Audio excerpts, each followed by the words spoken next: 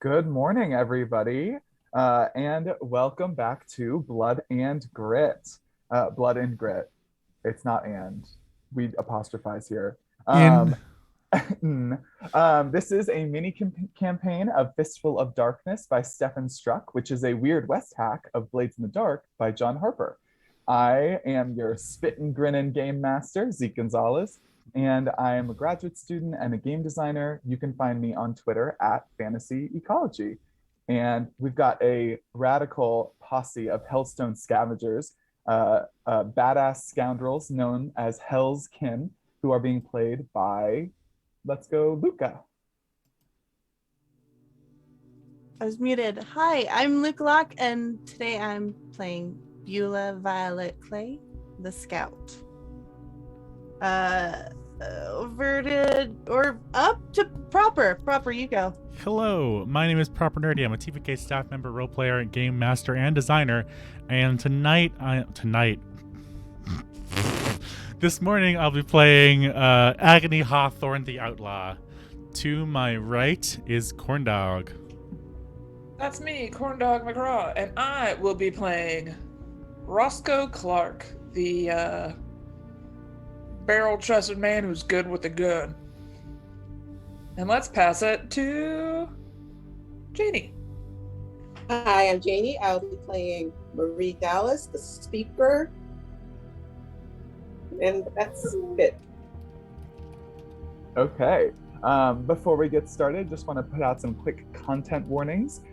Today's show has content warnings for blood, body horror, cannibalism, disease, gun violence, and religious symbolism. So keep all that in mind. And yeah, so the last session, we kicked off this mini campaign and found our posse in their headquarters in a cave hidden behind a waterfall beneath a local railway. Hellskin were visited by their contact Bill Scar Morgan, who tipped them off that the Ravenous Saints, a strange new religious group in Resurrection, have been digging all throughout the hills using a strange star map. And he told them that if the posse can sneak into the shrouded chapel and steal the map, it would make for a big payday and potential future runs and scores as well. So the posse decided to split up, with Marie and Roscoe posing to heal the penitents at the front, while Beulah and Agony climbed into the steeple. After being drawn into mass, being held by a strange preacher, the posse made their way into the underchapel, where scattered pews contained a number of people, some of which seemed to have shed their skin, transforming into insectile demons. And as we sort of come into focus here, the dimly lit underchapel actually shakes for a moment. All of you have reached the bottom of the steps, are looking down at this sort of craggy, almost reflection of the chapel above, which all of you got to see. And the whole thing just sort of shudders, as if this small earthquake sort of passes through the entire area. The walls judder and shake, and at the front of the room, a roughly hewn sculpture of a falcon-headed wolf with a serpent's tail instead of hind legs fractures. You can hear it crack and splinter, ringing down through the underchapel before it crashes onto its side, exploding into thousands of obsidian shards. And all of the people in the pews begin to clack and squirm and react in this moment of distraction. Beulah, you are the scout. You are alert and quick to action. What do you do? Honestly, at this point, I'm feeling a little panicked because we're split up. And who is it with me? It's Agony. Agony, right? Sorry that couldn't see the name. I am going to. They're clacking and squirming at our appearance, or the statue thing falling over? The statue exploding has caused the small number of people in these pews, which this is a large chapel, like the room. Yeah. But there's a number of them sort of scattered around, and they are like reacting like in distress to this. So you have a moment to act here. I mean, I am going to try and grab Agony and tuck off to somewhere where our backs are against a wall. Okay. So that we can't get surrounded. I still want to stay near where we came into this room because we are separated from the rest of our party. But I would just love to scan the room and just try and get a sense for... I would like to listen to the land. I would say in Monster of the Week, I would be like, what am I missing here? I would like to answer the question. What am I? Yeah, I would like to listen to the land as it like kind of shakes. Okay. So what sort of, this definitely sounds like an action roll.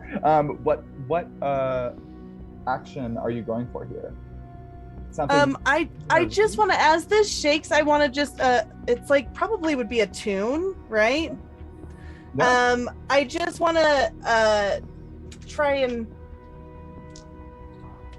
sense what's going on here to the best of my ability to kind of gain insight on what is most important in this room. Okay. Since yeah. Sorry, I was gonna say, since I'll probably be doing basically the same thing, can I help out? Certainly, yeah. So you can go ahead and take one stress to give Beulah an extra die. And stress. What system do you think we're playing? Oh, sorry. Mark off a grit. So I think this is you're tucking yourself off in the corner. There is this distraction, but you also know you're being pursued. So I'd say this is probably risky standard. And you've gotten assistance. So go ahead and roll your dice. 2, right? Well, what's your action rating in Attune? I have a 2. I have 2 marked off. Okay, so then you'll get 2 dice for that and 1 for Agony's help. Okay. Wow, ton of dice. A 3, a 5, and a 3. Okay, so your highest is a 5, which is a partial success. So okay. You do it, but there's a consequence. Okay, I think what does it look like as you sort of try to get a sense for what's going on here? Again, I feel like the black kind of bleeds and fades down into the white, and I start to almost take on the look of like bleached white sand just as I kind of slink closer towards the ground and go silent, just trying to listen. And you're trying to get a sense for... I'm just scanning the room with my eyes, like trying to see if there's anything here that I get a sense for this thing is important or has a certain set of weirdness about it or does not fit with the land. Totally. Okay. I would say you can definitely feel that these creatures here are demons, but you can feel that they're sort of transforming into demons, that they were once mortals, and something has happened to them that has caused them to change and then shed that skin. You can also feel that there's something like in the earth that is moving through the earth here.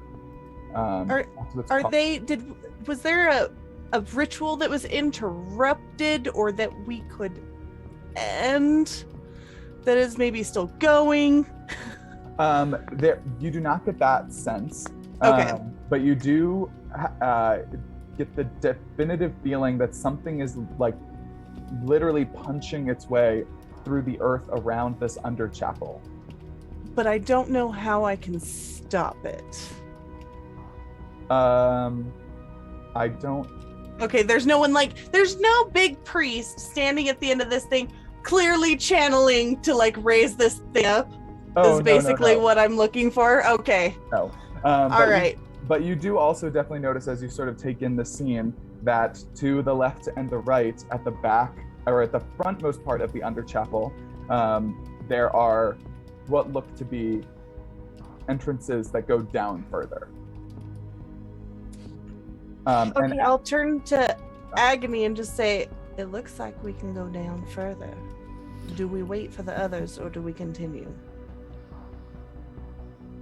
I think they're on us already. We should get as far away as possible as soon as we can. Forward then. Downward, I think. All right, down we go. And I'm just gonna try and like follow the wall down towards these entrances ahead and continue downward. Okay. So the two of you begin to slink past these strange creatures in the pews, which are sort of like mewling, and they're clattering against these scattered pews. And at this point, Roscoe and Marie, the two of you, sort of come down towards the front where you heard this statue shatter as you were coming down the stairs, and you come out to this scene of these horrible insect-like creatures just sort of like writhing in these pews.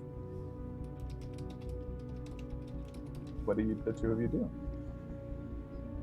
Oh, I believe Marie is over Roscoe's shoulder, if I'm remembering correctly. Yeah. Feigning dead or unconscious. Mm-hmm. Yeah, I think dead.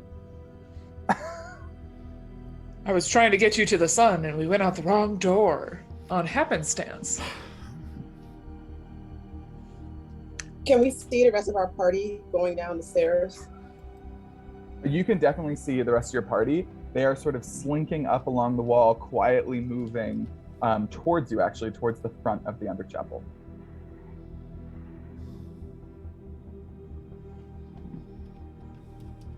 Do you say anything to them, or do you call out to them in some way? I don't say anything. What I do is I pull out one of my fine and flashy pair of pistols, and I try to like make it reflect off something to try to get some visual, or like, hey, there's something over here, mainly because like I'm standing there like this right now, looking at all of these creepy bugs, like Roscoe's on the verge of puking. Okay, yeah. Agony Gross. and Beulah, you both notice some flashing out of the corner of your eye, and you see Roscoe sort of flickering a pistol in candlelight with Marie over his shoulder. I will just kind of gently, like without words, just tap Agony and like kind of gesture with my chin like back towards where the flashing light is so she can get a beat on it as well. Should we wait a tick for them? Can I hear them coming at all? You can. Can I hear danger coming as well? Yeah, I was going to say, you could hear previously the sort of skittering of something following you down the steps, something that had slunk out of at the back of the pews upstairs. And at this point, as you sort of look back, you can see insect-like legs sort of wrapping up around the edges of that doorway and beginning to pull itself through. Something is pulling itself through to follow after you.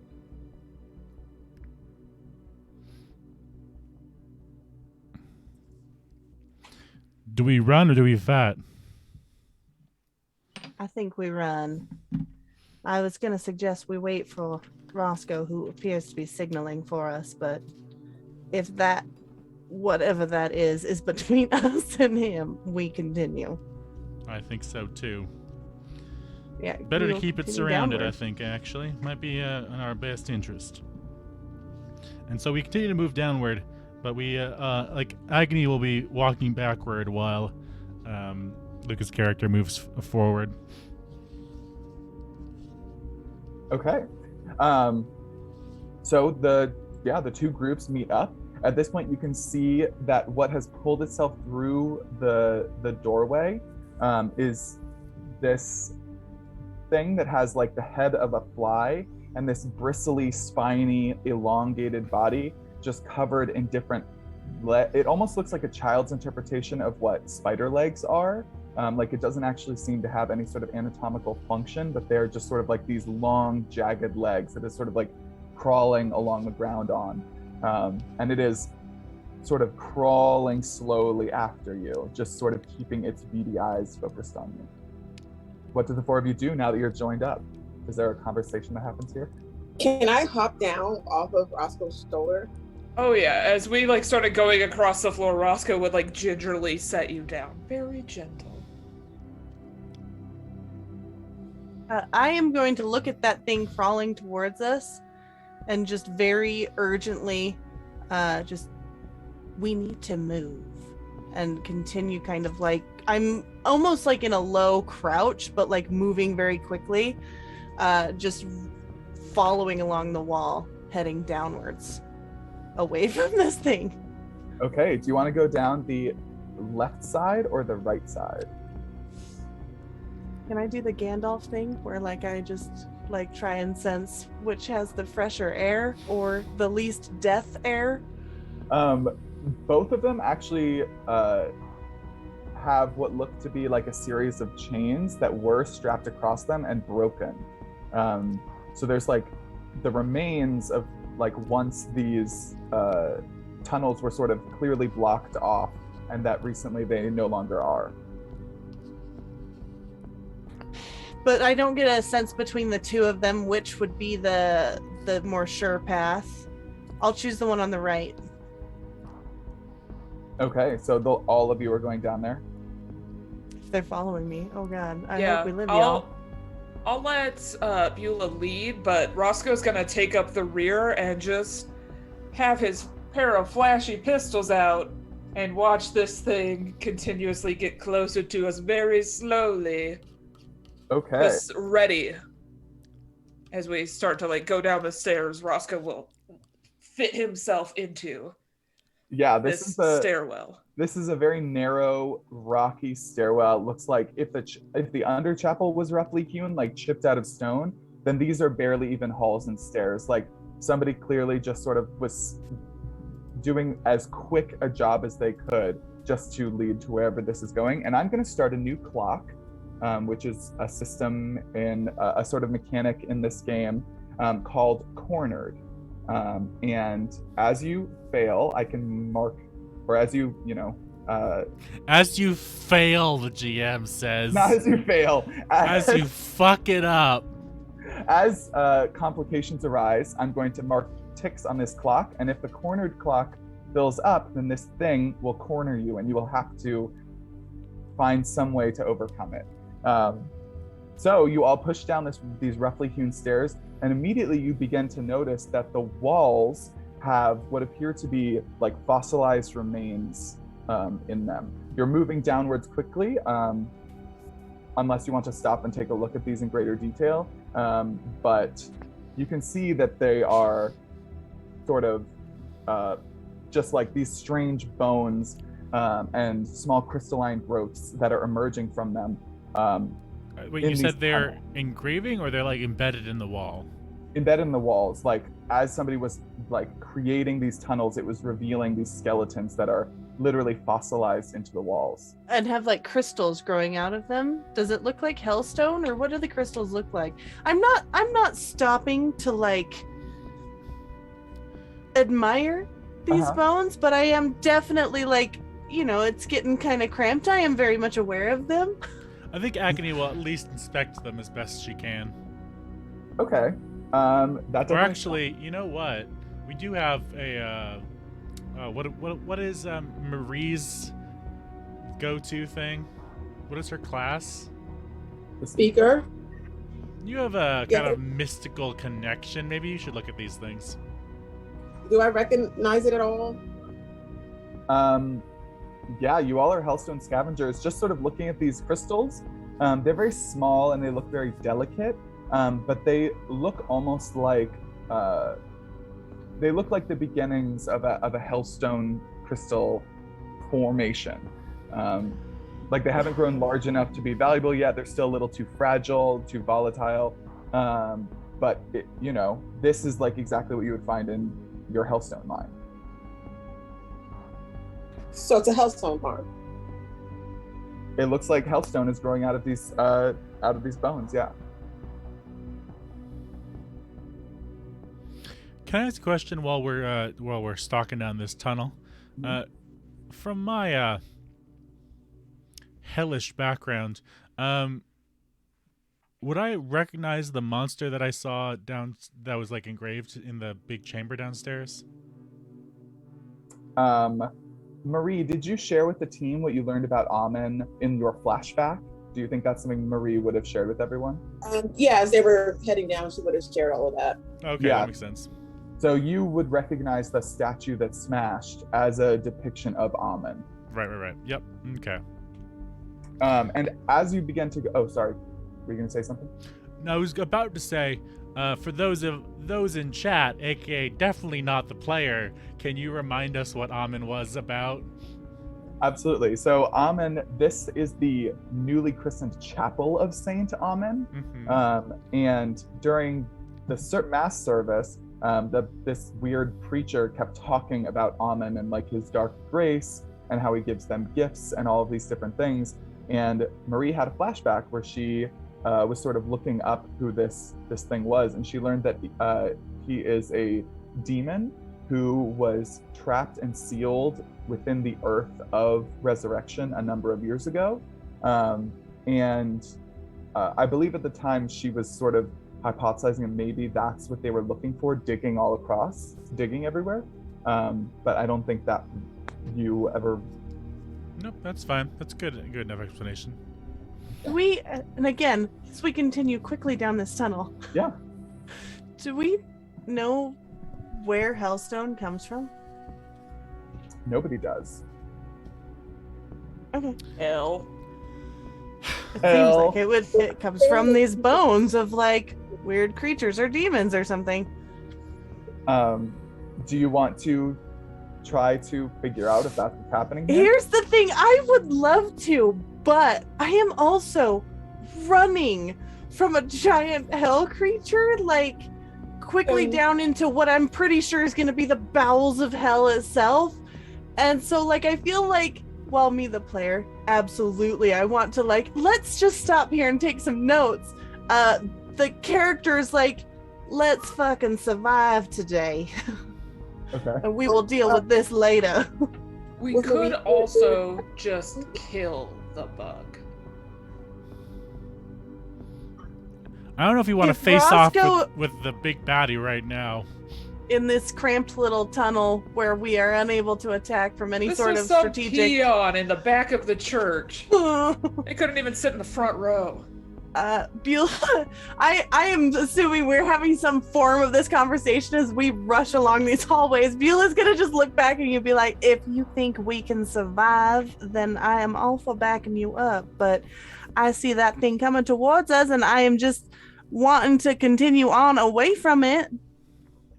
But Marie's weird background, know anything about it? Or how to fight this stuff? I would say because you're Hellstone scavengers who have been operating in Resurrection for a little while, you know that tangling with demons is generally tough, but from the size and the slow-moving nature of this demon, it's one of those things where you're like, okay, well, it's not, you know, it's not massive. There's all four of us. Maybe we could get an advantage. Like, there's definitely you wouldn't look at it and be like, this thing will kill us 100%. We cannot fight it. You know, you're daring scoundrels, right? So I would say if you wanted to try to do that, that's definitely on the table. Wait, you guys. Our posse has undue hellish confidence and we're in a tunnel full of Hellstone formations. I say we go for it. Since no one can beat your posse as long as you have Hellstone around, at least it feels this way. Yes. This feels appropriate for character. That Beulah just hasn't, in like, licked the parentheses, wall. it says, at least it feels this way. I'm just so shocked that you have not licked the wall yet after you were just like creepily licking Hellstone when we were back in our hideout. I mean, the big giant thing is after us. I feel like that's a huge distraction. Game Master, I'm going to very carefully pull out a knife and try to dislodge one of these chunks of volatile infant Hellstone. Okay. In attempts to hold on to it for use in case things go south. Okay. Beulah's gonna stop and turn like we're fighting as Agony's wrenching this out of the wall. Okay. Agony, what action do we think this is? This is a great question. I mean,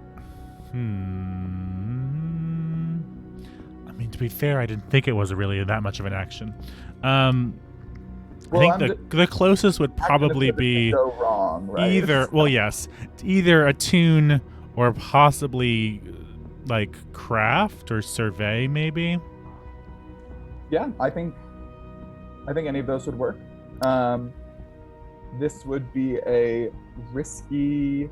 I think this is risky, but I think the potential effect is great. Like, you are a Hellstone scavenger. You've worked, or not necessarily, you've worked with Hellstone before, certainly. So I think you would, you really have an opportunity here to take an advantage in this situation. So go ahead and roll for risky. Great. Are you going to push yourself?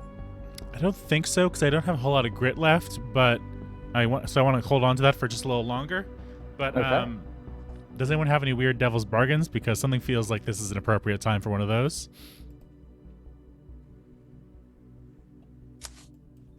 I have a devil's bargain, which is that regardless of the outcome of this roll, the act of doing this sets off a chain reaction in the Hellstone here that increases your doom by 1. Increases our doom by 1? Yes. Fuck it. Let's go for it. Because I only have the one attune. Okay, go ahead and roll those dice. Y'all, it could not have gone any worse. I literally rolled a 1 and a 1. Oh, dirty, nasty snake eyes for you. Okay.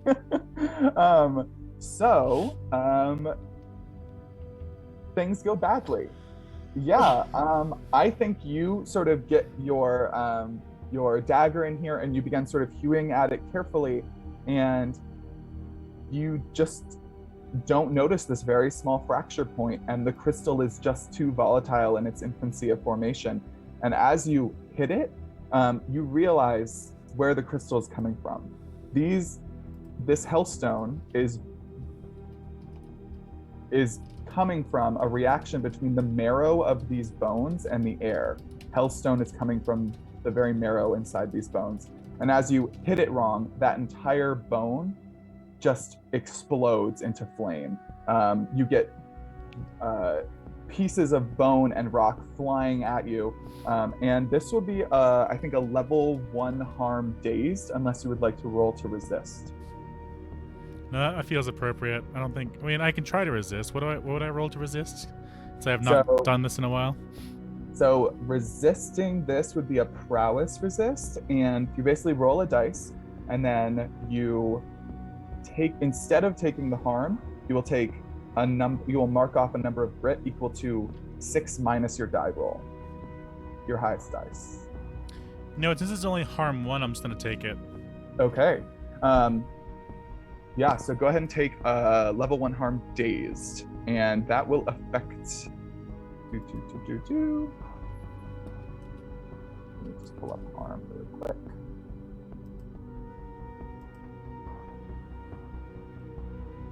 Okay, so you have reduced effect because of that harm. So whenever you make a roll, you will have a basically -1 reduced effect.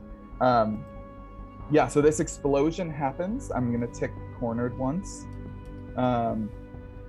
Actually, that was double 1, so I'm gonna tick it twice. And what do the rest of you do as this bone explodes under Agony's hands in this narrow tunnel where you're all like sort of squished together? Can I duck behind somebody? Yes, nobody else is hurt by this, but yeah, definitely. Marie ducks behind Roscoe or Beulah. Roscoe. Oh, sorry. Go ahead. No, go ahead. Roscoe is going to turn to face this creeping insect-like creature. So his back was actually like facing towards them that whole time, as they were digging away. And he's just trying to stare it down a little bit as it comes towards them. Oh, so you literally want to wait until it gets to you. What kind of staircase is this like? Because for me, I thought it was like a spiral down into the pits of hell. I didn't know if it was like, if it's straight up and down, then Roscoe will take a moment to get ready for his shot, but not wait till it gets so close that. it could attack my friends, because I'm a fancy Deadeye, so I can shoot around corners and all sorts of things. Okay, yeah, this is, like you said, a tight spiral, and if you can hear it up the stairs. If it sounds like you all maybe want to sort of like confront it here, so waiting just a few moments, you can hear that sort of skittering, the clicking sound of those long legs hitting these stone walls as it comes down closer and closer to all of you in the wake of this small eruption. And I want to Angelina Jolie wanted this. I would like to just whip one of my fancy pistols and, curve the bullet, because that can happen in our magical world, and just send a bullet up the stairs using my special ability, Fancy Deadeye. Okay, why don't you read that ability for me? Fancy Deadeye, you can push yourself to do one of the following: make a ranged attack from an extreme distance, perform an impossible shot, ricochet around a corner, trick shot, shot into/through a group of people, have one less bullet no one accounted for. Okay. Yeah, so what action do you think this is then? Sling? I was looking through them, and that is the gunslinger MO. Okay, perfect. So you've got sling. I think that this is definitely risky right now because it's coming down towards you, but it's not like on top of you all yet, so you're not in like, it's not desperate quite yet. And I think that, again, your possible effect here is great because this is what you do, and you can make these sorts of trick shots. Yeah. Go ahead and roll sling. Okay. I don't necessarily think there's a way for someone to help here, but I'm happy to hear it. I'd love to assist, but I don't know how I would with this. Zeke, did you increase our doom by 2? Huh? Did you increase our doom? I think we started with some doom during posse creation. Okay, I didn't know if you increased it when I failed miserably or not. Oh, I'm keeping track of it, and I'll update the sheet at the end. Cool. I got the opposite of proper. I rolled 2 6s. 2 6s. Okay, so that is a complete success. So, not only is that a complete success, that is a critical. So what does it look like when you fire the shot? To the best of Roscoe's ability, he makes as much space for his arm, so he leans against the wall to just whip his arm to just send the bullet up the spiral, and whispers a quick little prayer to no one in particular, just oh please, let this work. Okay. Because he can't actually see the creature right now, but he knows it's coming, and he knows how big it is and how big he is. So, knowing the amount of space it takes up, because it's similar to the amount of space Roscoe takes up, just aiming for where he thinks this creature will be. Yeah, so that bullet goes around that corner, and you hear this, it almost sounds like you shot through cardboard. There is this distinctive puncturing sound, followed immediately by this high-pitched shriek. And that's a crit. So there are 2 clocks for this creature. One is for its exoskeleton, which you have to deal with in order to actually harm it at all. And with your crit, that 6-part clock filled up 4. So you only have 2 more slices of pie left to go for that before you get to the actual creature itself, which is an 8-step clock in order to deal with, circumvent, however you all choose to do that narratively. As this shot goes off, you hear this thing react, and then immediately it comes crawling on the wall around the corner, unfolding its various, almost like praying mantis-like arms from the front of its body, just these long hooked appendages covered in spines for grabbing, and its mouth splits open with dozens of mandibles inside running down its throat with this long, horrible mouth. However, you can all see where Roscoe clearly impacted it, and there is this fracturing across the front of its exoskeleton. What do you do? Can you shoot it again, Roscoe? I mean, that is going to be Roscoe's next move, is using the other pistol by leading the other direction to shoot at it. But I would also let other people go first. Roscoe will like hunch down a little bit so people can see over him. Yeah, it's crawling on the wall, so. I have a wild idea that definitely embraces the weird of the Weird West. I would like to take out one of the Hellstones that I always carry with me, and I would like to lick it to the point where it draws blood, like one of its sharp crystalline like edges. Okay. I'll just drag along my tongue until it's bleeding, and then I'm going to pull out one of my throwing knives and lick the blade, coating it in Hellstone drawn blood, and throw it at this creature. Just to see what happens, GM. Okay. Licking Hellstone so much so that it draws blood definitely incurs a mutation roll. Okay. So let me pull that up. We're getting our first mutation. I know. Okay. So I could probably heal you. What do I roll for mutation? You make a fortune roll. So go ahead and make a fortune roll with how many dice? With guts. So 2 dice. Is that how many I got in guts? Yeah, I've got 2. Okay. Go for it.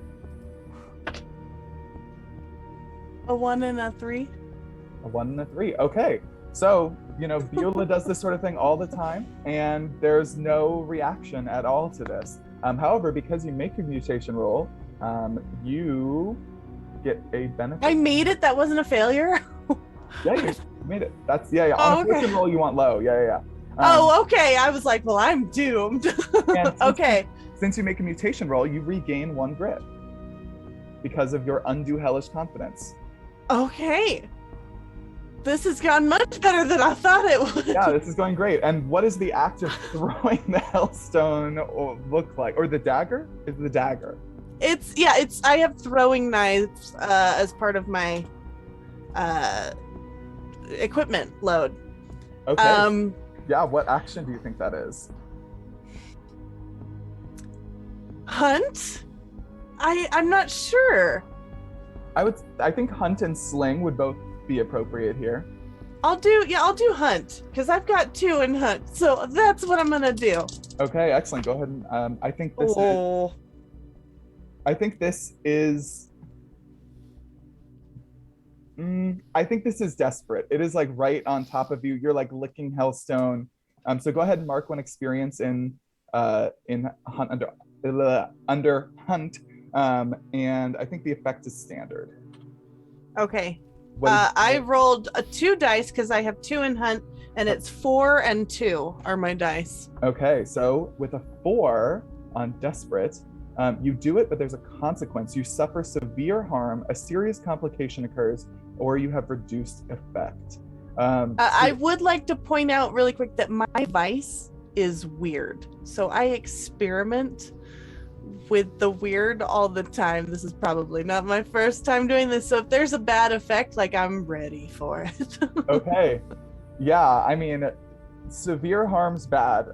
So I think you throw this dagger, and just in the moment where your blood is drawn, immediately this thing's attention is taken to you, and one of those praying mantis-like arms whip out, and it just grabs you around the waist and scoops you in close to it at the same time as the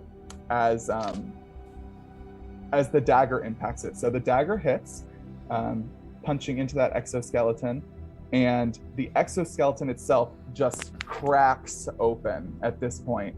But Beulah, you will take the level 3 harm. How do you describe when your entire body is punctured by spines? What's a good word for that? All I can think of is like impaled. There we go. Pincushion, like impaled. It's like out of my. I describe it with a sound. Yeah. So you will take the level 3 harm impaled, unless you want to roll to resist that with prowess. Level 3 harm's pretty bad. So yeah, I will try and resist. Okay. Level 3 harm literally just says need help. Yeah. Help. Help. I mean, I would like to think that, like, since this is my vice, this is like me a little bit like I went too wild and I'm ODing right now. Like, need help. Oh, alternatively,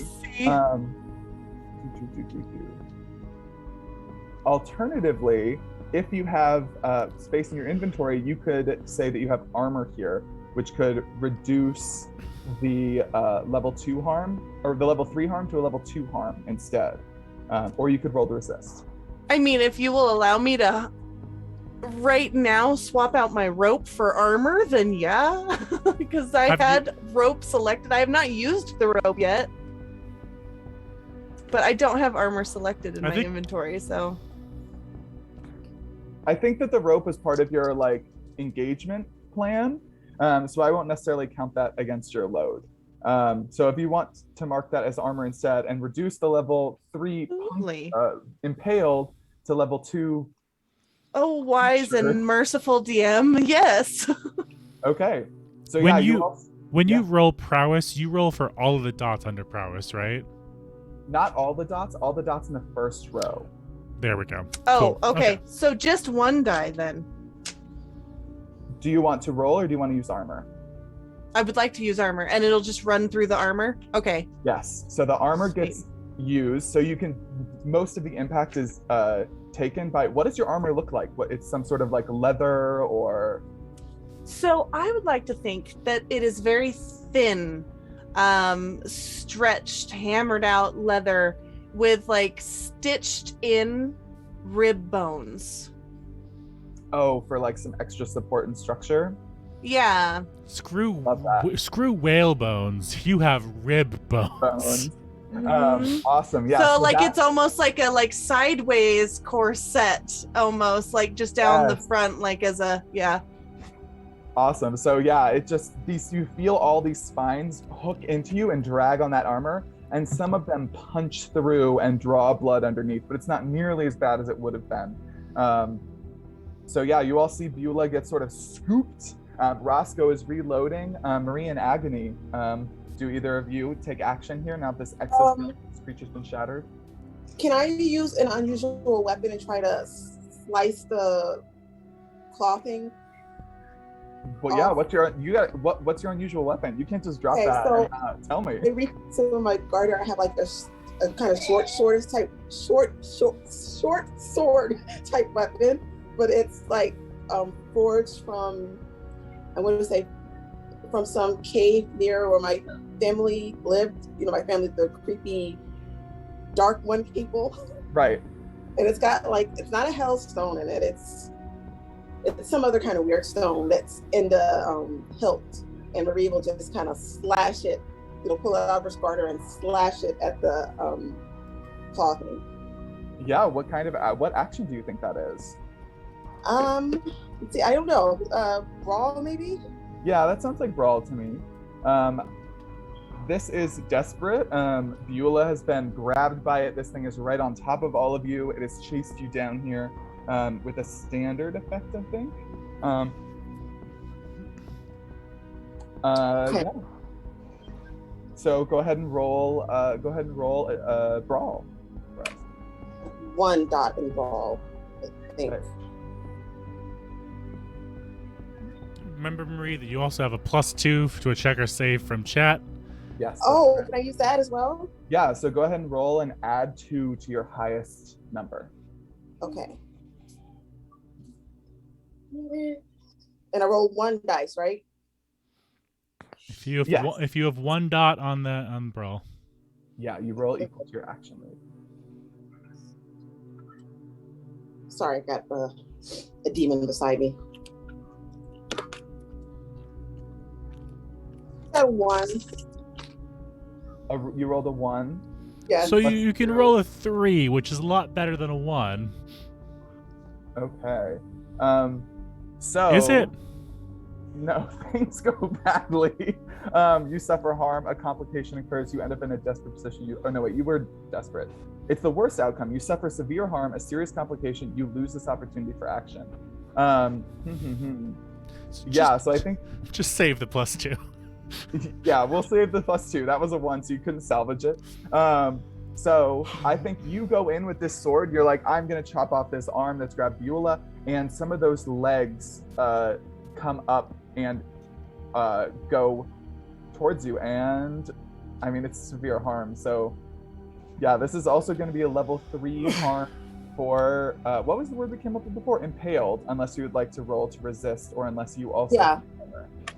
I want to roll to resist. Okay, go ahead and roll a prowess resist. So roll a number of dice equal to the number of dots you have in that first row under prowess. Okay, that's 2. Okay, awesome. I got a 2 and a 4. Okay, 6. so your higher dice 4. So instead, mark off 2 grit. Okay. And what does it look like as you resist this? Like these legs are coming at you, like a spear just coming down towards you. I am saying a prayer to my dark one, and they just kind of go around me. Okay, so instead of puncturing you, it seems that your dark one has been smiling down on you in this moment, and instead they just sort of hit the stairs and the walls around you, which is stressful, but at least you're not impaled. So I think at this point Agony is the only one who hasn't acted. Agony, you see your friends going up against this thing, and it's not going great. Tell me, GM, does this thing look intelligent? Certainly, yeah. So how many grit did I again? Was it 2 or 3? Mark 2. Yeah. It was 2. Okay, sorry. No worries. I'm going to pull out my own hell sword, and instead of attacking it, I'm going to just yell, "Hey! You listen here." That was Australian, and I don't know why. Hold on, y'all. Hey! I can't do it. It's Australian. What the fuck? Anyway, I yell, "Hey, what? Hey, stop." I guess I can't say that phrase in Southern right now. Stop's there's a plosive there, so it's hard. There's no diphthong that I can rely on. Yeah. And so it just doesn't work. That sounds like command to me. Did you have something in mind, a different action in mind? Oh, I forget I have to look at these things. Hold on. I think command makes sense there. Okay, awesome. So that is... But basically what she's attempting to do is to get that thing to, talk to me as opposed to just killing all my friends. Or at least draw it into me. Okay. I think this is a desperate situation, and I think your effect level here is standard. Go ahead and roll, unless you want to. Because people are really failing right now, I'm going to push myself. Okay. And unless anyone has a devil's bargain, I'm just gonna roll with 2. Oh, I can only do either one. Anyway, so damn it, I rolled a 2 and a 3. Okay, so a 3 is not a success. Yeah, a 3 is the worst outcome. You suffer severe harm, a serious complication occurs, you lose this opportunity for action. Okay, but what I can do, if you can let me know what they are going to do in retaliation, I'm going to use one of my moves. Okay. I think the complication this time is not going to be harm. I think something instead Unless, what is your move? So I have a move called One of These Days. You may expend your special armor to resist a consequence from a desperate roll or to escape from whatever or wherever you want for now. Okay. I think that will very possibly come in handy here in a moment, but I think what happens is as you are sort of like trying to get this thing's attention, you see all of your friends getting skewered by its limbs, all these spines on its body. It's sort of screeching, its mandibles are clicking, and then the stairwell shakes again. And you can feel it even more pronounced now. Rocks are falling down from the ceiling, the stairs are sort of clattering, and suddenly puncturing through the wall of this narrow stairwell, a drill, like this massive drill, just slams, crunching through the wall. And you can see this machine with two women inside with this large drill on the front of it, has punched into the side of this stairwell, sort of separating you from this creature, which immediately sort of skitters backwards up the stairs at this sudden intrusion. And you can see that the bootstrap gals, Ruthie and Sable Scarlet, are inside this machine that has just slammed in, and immediately you are like, oh fuck, they're also here for the map. Agony will immediately let out a string of very colorful swears, and she backs up. She goes, I assume, further down the tunnel, away from them. Are we completely separated once they burrow through? Yeah, at this point you are completely separated from that insected demon. So what I'll say is, since I can tell that we're totally screwed right now, what Agony does, if you allow me this, because Agony comes from hell, she will open a tunnel into the hellscape and try to wind up somewhere else, basically. Okay. That's intense. I mean, I don't have to literally go into hell, but I'm going to use some hellish power to escape this. That sounds attuned as fuck to me.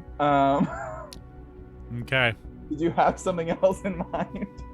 Or do you have a power that lets you? No, that's what I was saying. That's my special ability. I'm just flavoring it in a fun way.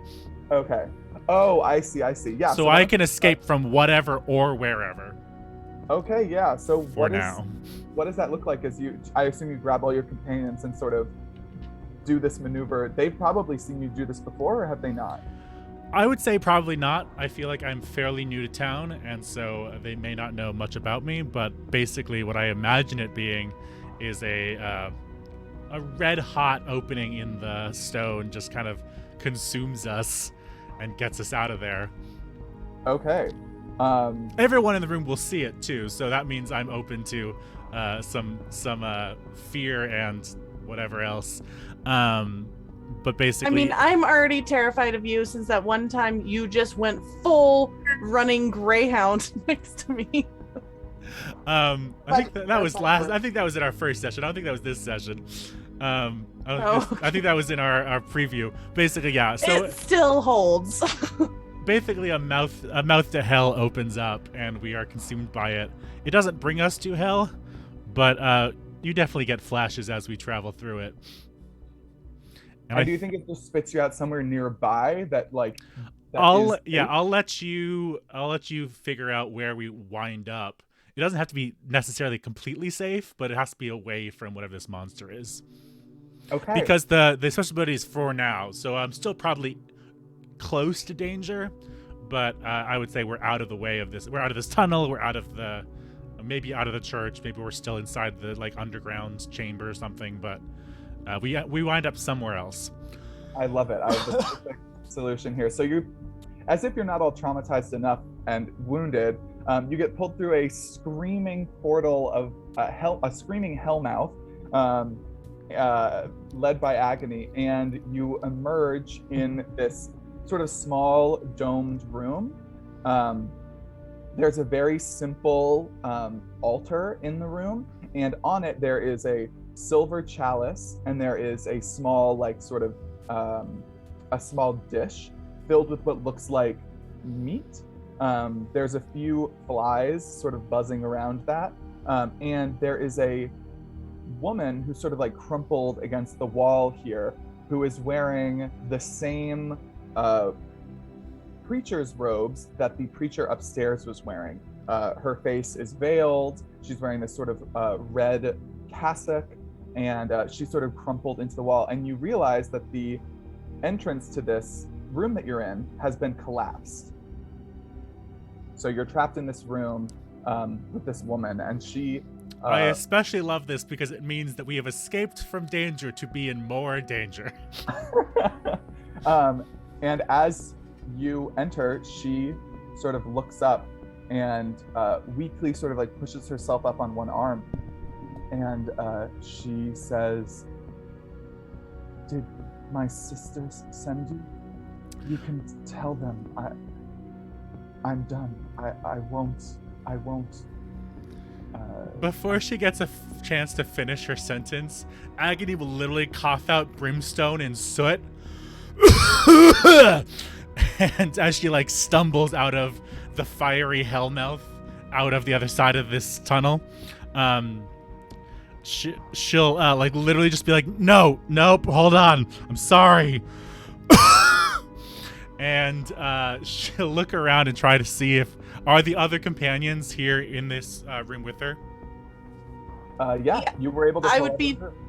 I would be full crouch, like almost hugging the ground as like we come through, and then just slowly like unfold myself. Yeah, I imagine Agony's the only person still happened. properly standing at this moment. He might be. She's done this before, but you all haven't. And so she'll like bend over and regain her breath and spit out a bit of like dust and coal and hellish ichor, and she'll look at the woman that's on the ground. Just hold on, what? Who are you? My sisters didn't send you? I don't have any fucking clue who your sisters are, and I really don't care. If they're anything like I think they are, they can all go to hell. Was she the priestess that was doing a ceremony upstairs? Is that Marie asking that? Yeah. This woman sort of like her veil flutters, and she says, almost certainly. I am Lydia Shaw. She said I was sent by Aamon, so yeah, we're cool. Oh, good. We've got a sister of Aamon who is a little bit regretful of the shit they did. This is a great ally. She says sarcastically. I'm not a feature in this chapel anymore. I saw when the penitents, when they passed through the maw of transformation, it was horrible. It was not like Frida said. She changed. She became a horrible demon. I thought we were supposed to become angels, bringers of light. It's not right. Where is this? Sorry, go for it. I was just, are you in need of some assistance, Ms. Shaw? My sisters, when I refused to take communion, they sealed me in here with it. They said that once I had partaken and been transformed, received my blessings, that I would be able to tunnel my way out. And she sort of looks at the altar with the cup and the plate, but I won't take it. The sacred flesh and the blessed humors, I would rather waste. Do you need healing? No, I am content. Okay, because I can heal you if you need it. I'm simply hungry. If you have real food or could get me out of the chapel, I would be most grateful, but I have no expectation of salvation. Maria offer one of her rations. Okay. Yeah, this woman lifts up her veil, and Roscoe, do you react when she's about to do that because of what you saw under the veil of the creature upstairs? Yeah, Roscoe's currently like laying on his back, prone on the ground, after coming through this portal and just sitting there like. Is it like one of those moments where the wind has got knocked out of you and you're like, Yeah, very much like that, and also like, what the fuck is going on? Because like, aside from being really good with a gun and good at like card games and stuff, he doesn't like fuck around with magic. And this has been a lot of magic today. There's a lot going through his mind as he just lays down, and then like as he like looks up from the floor to like see her like start to pull back his veil, he just like puts his hands over his eyes and like curls in a little bit to like have his back face towards her before like giving a little one of these. Yeah, so Roscoe reacts and she flips her veil up, revealing a pale and wan but normal, just human face. And she accepts the food and starts to eat. And she says, what are you all doing here? Why did you come to my chamber? let's just say we didn't do it on purpose, but we were being attacked by a monster of your church, I believe. I do rightly believe you when you say they turn into demons, because that was not human. Was it wearing the caul of its formerly human skin? I don't know, GM, was it? Oh, yes, it was. I don't know, it was, but it certainly was, I don't know, more insectoid than that. It seemed much advanced in taking of the blessing, as you called it. In fact, speaking of which, Agony's gonna go over to Beulah and try to see if, because is it both Beulah and Roscoe are very badly damaged, aren't they? Roscoe's not damaged at all. I ended up He's not just shook too it. bad because I basically just burned my armor. Yeah, but you still got a 2 wounds, basically, right? Yeah. One away from need help. Yeah, I'm gonna lean over to Beulah and just be like, "What can I do to help?" What can you do to help, though? Over the table. What can I do to help? Um, The problem is I don't have any crafts, so it's not like I can like. I will gladly tell you. Assemble you know, any kind of there's no really like first aid or anything in this particular game, so I'm not totally sure what I can do. Yeah, you can narratively perform aid, but unless you have an ability that removes harm, you can only have that removed in downtime. Gotcha. Marie can help her if she makes an oath. You want to pick up another god? Feels appropriate. We're like, oh, remember Marie, who was supposed to be nice and lovely, and then turned out to be the demon spawn? The dark one. Yeah. We're not even sure if we could trust her at this point. Yeah, Janie, what does it look like? Does Marie offer? Yeah, Marie's gonna offer to help. What do you say? You're helping Beulah, right? Yes, I'm offering to help you. What do you say? Beulah, if you give me an oath, I can heal you completely. If I give you an oath?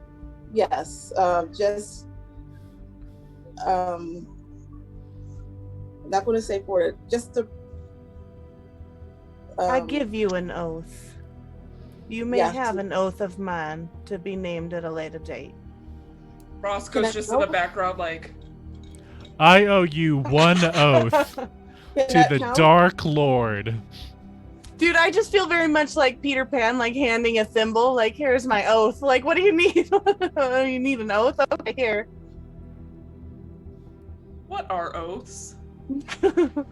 Yeah, so Janie has. What are oaths, hobbises? Yeah, I will just you may have an oath. I give you one. Will that count, Zeke?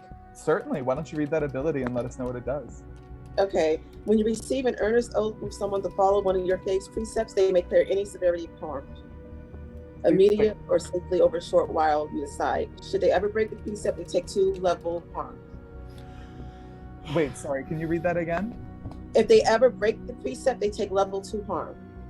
And you can remove any level of harm? Yes. Oh, shoot. Wow. Okay.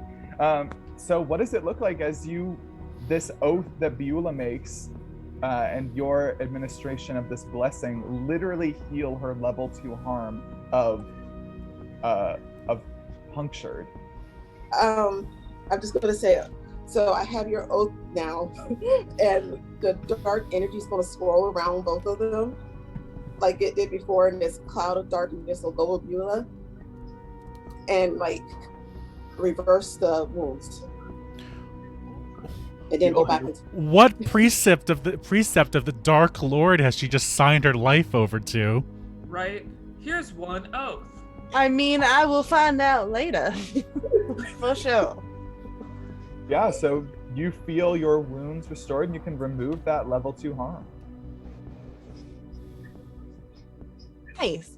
I will look at Marie and just kind of like bow my head a little. I thank you kindly for the assistance. Anytime. Hey GM, while we're healing, Yeah. can I use we can all use the what's it called? The Posse ability once per session, right? Yeah. Because it feels appropriate for having just tumbled through hell, can I make the Undo Hellish Confidence move right now to remove 1 grit? Yeah, absolutely.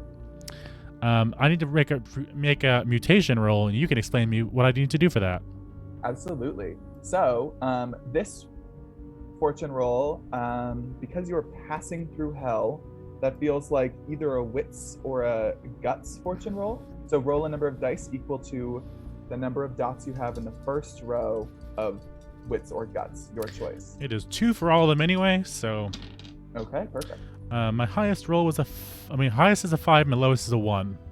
Okay, so a 5 is 1 tick on a mutation clock. Okay, so what is like the slight change that has happened to Agony in as she passed through hell? Well, I feel like what feels appropriate here is that every time you pass through hell, or every time you try to invoke hell, you come 1 step closer to eternal damnation almost, or one of the like hellish punishments. And so because I made this flavor wise, I'll do it literally. She's going to have a brimstone cough for the rest as brimstone infects her lungs. Does that make sense? Yeah, I love that. So yeah, every once in a while, Agony's just sort of coughing a little bit of Hellstone and Brimfire. Oh my God, Hellstone and Brimfire, of Brimstone and Hellfire. Awesome. If I'm gonna suffer, I might as well make it badass. Totally. Does the mutation do anything specifically mechanically, or is it kind of narratively, if I ever get too many mutations, I'm gone? So the way that it works is as you continue to make mutation rolls, it ticks more slices of that six-piece clock. 8 and once piece. you get to the end, you have the potential to get like a serious bodily mutation that affects like your eyes, your skin, your mouth, etc. Interesting. Okay, good to know. So if I had rolled 2 1s, it would have been a much higher mutation, I assume. On a fortune roll, well, the table is basically on a 1 to 3, nothing happens, you don't tick your clock. On a 4 to 5, you get 1 tick on the mutation clock. On a 6, you get 2, and on a crit here is actually bad. You get 4 ticks on your mutation clock. So did Agnes 1 that she rolled not count? It's just the higher dice? It's all, yeah, in this system, whenever you roll dice, you always take the higher, okay, the highest dice. Well, Agony continues to cough just like her player does. I've been coughing for the last 3 weeks, so this feels appropriate. So I guess I'll turn back to what was her name again? This is Lydia Shaw. Lydia. I was in Sylvia, and I was like, that doesn't feel right. Okay, Lydia, what can you tell us about this demon church of yours? What is it you would like to know? Well, I just my teammates here were just stabbed with horrific spines, and there definitely seemed to be drilling down the earth for something. Can you tell us what exactly they were on the lookout for? It's not what they're on the lookout for, it's what we found. We came here to this chapel because some time ago the demon Aamon was trapped in the crypts beneath it. We excavated him. You've already found him? Yes. And what exactly have you done? We have been, or my sisters, in my absence, have been removing parts and pieces of Aamon to feed to the congregation, feeding them Hellstone, Aamon's sacred flesh, and his blessed humors, in order to allow them to pass through the maw of transformation, just as my sister Frida. You mentioned it earlier. What is the maw of transformation? That is what we believe that the pinnacle of our the highest blessing one can receive is to pass through the maw. And become like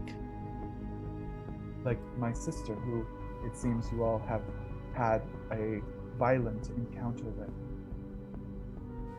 And that turning out like that is a blessing. That's what they believe. When I saw what happened to Frida, I became fearful, and that's when they trapped me, collapsed the tunnel on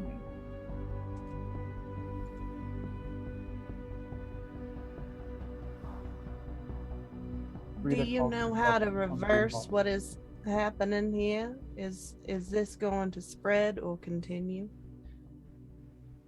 Or can we shut this down? Or I suppose if you found a way. I assume most of them were willing participants for the change, so there is no need to save them from their fate.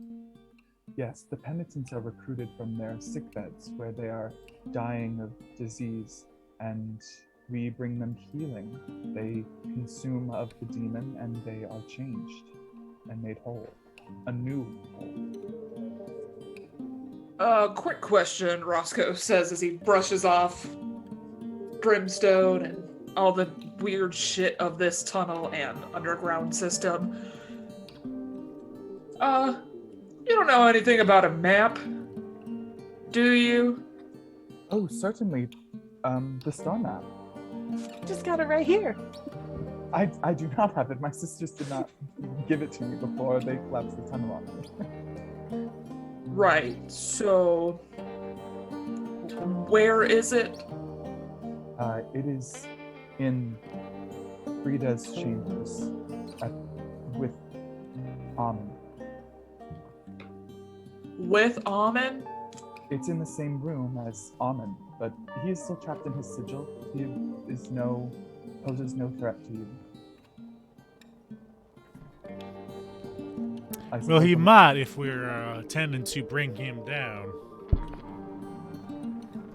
As long as he remains within his sigil, he is paralyzed, so that my sisters can take from him what they will. His blood, his bile, his flesh, feed it to the congregation. He's trapped. We did not free him.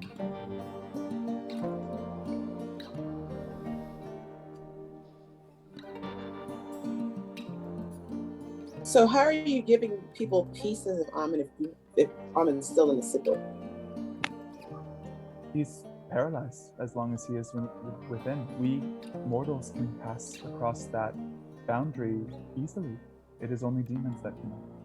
So you're chopping off pieces of this fearful creature, and you don't think that's going to reflect badly on you? Upon reflection, yes, and that is why I am trapped here and not outside.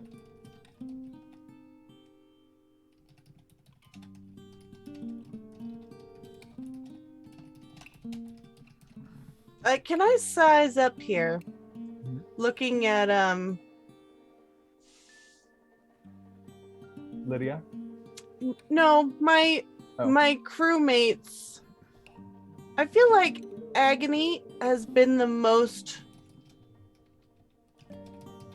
forceful thus far, the most forward, the most willing to so I feel like I'm trying to size up like the leader, since I am just a scout, and I'm gonna turn to Agony and just be like, Agony, what are your thoughts on our next steps? Well, I'm worried that we are sitting here chatting, about ready to sit down and have some tea while the world goes to hell around us. Well, currently we are in the middle of a prison, as far as I can tell. We are locked inside this chamber until we find a means of escape. And well, now you have that fancy whatever the fuck you just did to us. I'm sorry, I don't think I can use that more than once right now. I cannot use that once per day. That, if you couldn't tell, Mechanically speaking. as cough billows out of her mouth again, it certainly does damage to me physically, and I don't know if I can do that more than once right now, but we can try. It only really comes about, subconsciously. I do it when I'm about to die or I'm in a desperate act, but that is our current issues. We need to get out of here. We need to find a way back into the tunnels and to get back up to them. Perhaps we need to find this sigil and bring that down in some way, but it seems to be that's what they are doing to spread their evil. But I think we can. I think it's fine if we take some time to find as much information from this lady as we can, because the more we know, the better chance we're going to have to take them down later. Now, of course, we do have a little issue of some conflicts with the Bootstrap Gals. I do believe we stole their particular Hellstone scavenging operation from them, and they may not look on us too nicely. So, if they're also here looking for something that they believe is underneath this church, then we're going to have to deal with not just the devil cult, but also the Bootstrap Gals. Ruthie and Sable, I've known them for only a few weeks, and they're both pieces of shit. Can we demolish our way out of here? You most certainly can try. I want to use 2 of my slots for demolition tools. I'm not sure where I hit them, but We love an explosion in a small space. Should be fine. Yeah, so... Are you just packing TNT into like some crack in the wall? Because I feel like Beulah is gonna just... Excuse me. This is a who let you have those moments. What are you proposing here? As I glance around at this small space, what are you expecting to blow us to Kingdom Come? No, I just want to blow these rocks aside. I'm a little worried about your sense of spatial relations and the smallness of this cavern. Do you not think we will all die in the blast? No, I have my faith. I do not, though. Your faith may protect you, but your faith does not give one shit about me. Yeah, it does now. You took the oath. And we are still to see exactly what you just gave your life to, Beulah. Frightening. To be fair, if this helps at all, GM, you have disadvantage. I don't know what that means because you don't roll. But specifically, Right. Sarah said, GM, don't bury them in Hellstone and demons like you did that one time. I mean, if Marie seems dead set on this, Beulah will just kind of back up with her hands up and like, well, I sure hope we survive this then. Roscoe or Beulah, do you have any, experience with any of this? Perhaps you can lend a hand. It's the only... Experience with blasting through rock? No, I do not. I mean, a bit. What person in the Weird West doesn't have a bit of experience blowing up dynamite? Well, that's how we built our homes. Excuse me, what? Excuse me, what? Do Yeah, you just know like- how construction Just works? like the Dells. Can we just pause you there and have you expand on that? Well, Hold you on. see, I'm gonna need an explanation. the Dells outside of Resurrection are built entirely out of explosives and what happens afterwards. So yeah, there's some timber and some stuff brought in, but for the most part, we just saw a canyon and decided to blow some shit up, get some of us out of the sun. I'm very much relying on Wisconsin Dells right now. I and was how gonna all say- of it was like built out of demolition and dynamite and stuff like that. You can still see it all in the rocks. For chat, and definitely not for the player, in physical geography, a dell is a small, secluded hollow, grassy, park-like, and usually partially wooded valley. So there, you made a valley into the stone to set up your housing. Yes. That's the... I love the image of Marie, like, sort of packing this area with TNT with some help from Roscoe, and everybody going behind this little altar and, like, squeezing behind it for the explosion. Does that sound about right? Pretty much. Okay, so Roscoe, Marie, which one of you is making the roll? Is the other one assisting? Which category would that be in? I could see craft, maybe disable. What do you think? Either of you? I have one in craft. Here's the question, Marie. Do you have marks in either of them? No. So then it'll be me with getting help from Marie since she brought the supplies. Yeah. Okay, perfect. So why don't you go ahead and make that roll? That is going to be, I think this is controlled. You have time to set it up. Obviously, there's like risks associated, but I think in game terms, this is a controlled action. I think demolition is a great way to, this is literally what it's for. So I think the effect is great, actually great. So yeah, and you're getting assistance. So Marie, mark 1 grit, and Roscoe, you can add an extra dice to your pool. Go ahead and roll those when you're ready.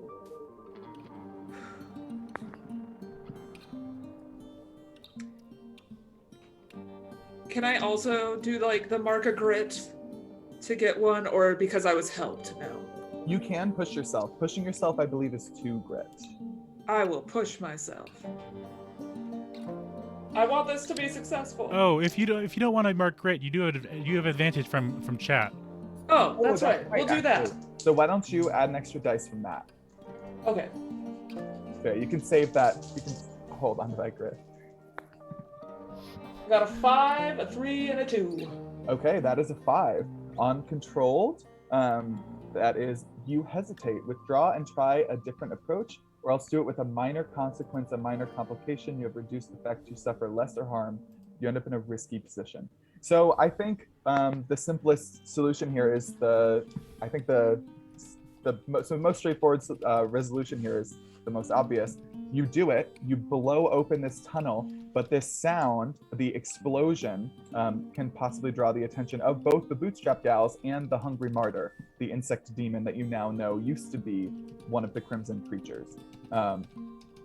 So you all are at a risky position moving forward, but as this rock explodes, sort of scattering across the front of the altar, knocking over the chalice and spilling this sickly white fluid down the side of the altar, you all sort of peek up and you can see the tunnel has been blown open, leading into what appears to be this complicated cavernous network of catacombs, all with these sort of strange skeletons growing in the walls. Lydia, would you like to lead the way? The most direct way we can, since we have now freed you from your prison? Most happily. Where is it you would like to go? Your sister's chambers. You wish to find Aamon? No, we came for a map. Ah, yes. This way, please. And she sort of stands up, pats down her skirts, gets some dust off, and then on a second glance, she looks over at that little platter that has the meat with flies buzzing around it, and she just flips that dish over, spilling the meat onto the floor very derisively as she leads you out of the room. Anything anybody wants to do before you head back? No, I love Roscoe and his directness. Like I'm following behind him. No, we are here for a map. Couldn't give a fuck about Aamon. I don't even know who the fuck this is. I just want the map. That's what I was told to come here for. I'm a very simple man. Aamon? No, I don't know her. Don't know her. Okay, so Lydia leads you down deep into these winding catacombs, deeper and deeper into the earth. You can feel the ground pressing down on you. The weight of the heavy... Yeah? Oh, sorry, you're yawning. The weight of all of the earth and the chapel above you becoming more and more oppressive as you make your way down and down through these winding tunnels. And eventually you come to what is clearly like an arched doorway. And Lydia sort of gestures to it, and it's pretty dark inside. There does not seem to be any illumination, and she says, Aamon, as well as the map, are within. It is also very likely that my former sister, the Hungry Martyr, is also inside. This is where I leave you. All right. Roscoe just pulls out his biggest rifle that he has. Mm-hmm. I'm going to give her one more of my rations before she goes so she doesn't starve. Okay. Yeah, she takes it, sort of gives you a grateful nod.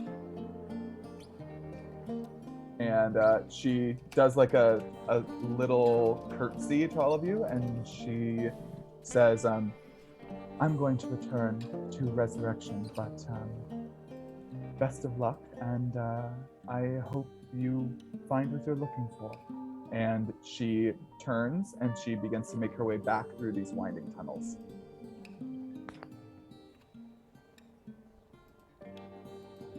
Well, she was of limited help. Shall we continue on? And I'm just gonna pull out my revolver and just start checking, do the cool move where it's like I pop out the thing and just start checking the bullets. Yeah. I have my dagger out, the special weird dagger. Okay. And you head inside. There's no light in there, so is there Yeah. you want to give yourself some illumination, try to find a map? I was about to say, do we have like I mean, I have a survival kit. I assume there's like matches or a candle or something in there that I can, like some flint and steel, spark up Sure, some sort of illumination. Do you have an equipment slot that you want to give to some sort of like lantern, or maybe some sort of like mining, like the long-handled lantern?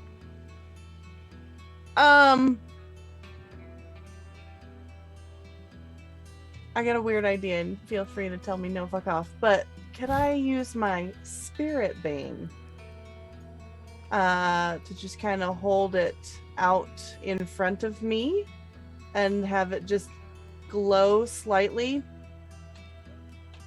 Yeah, what does your spirit bane look like? So it is a series of twigs and shaving of the thick skin off of cactus that has been dried almost to like a jerky, with the spine still coming out, all woven together with like an almost rope-like grass that grows out in the desert. So it's almost like a little fetish kind of thing.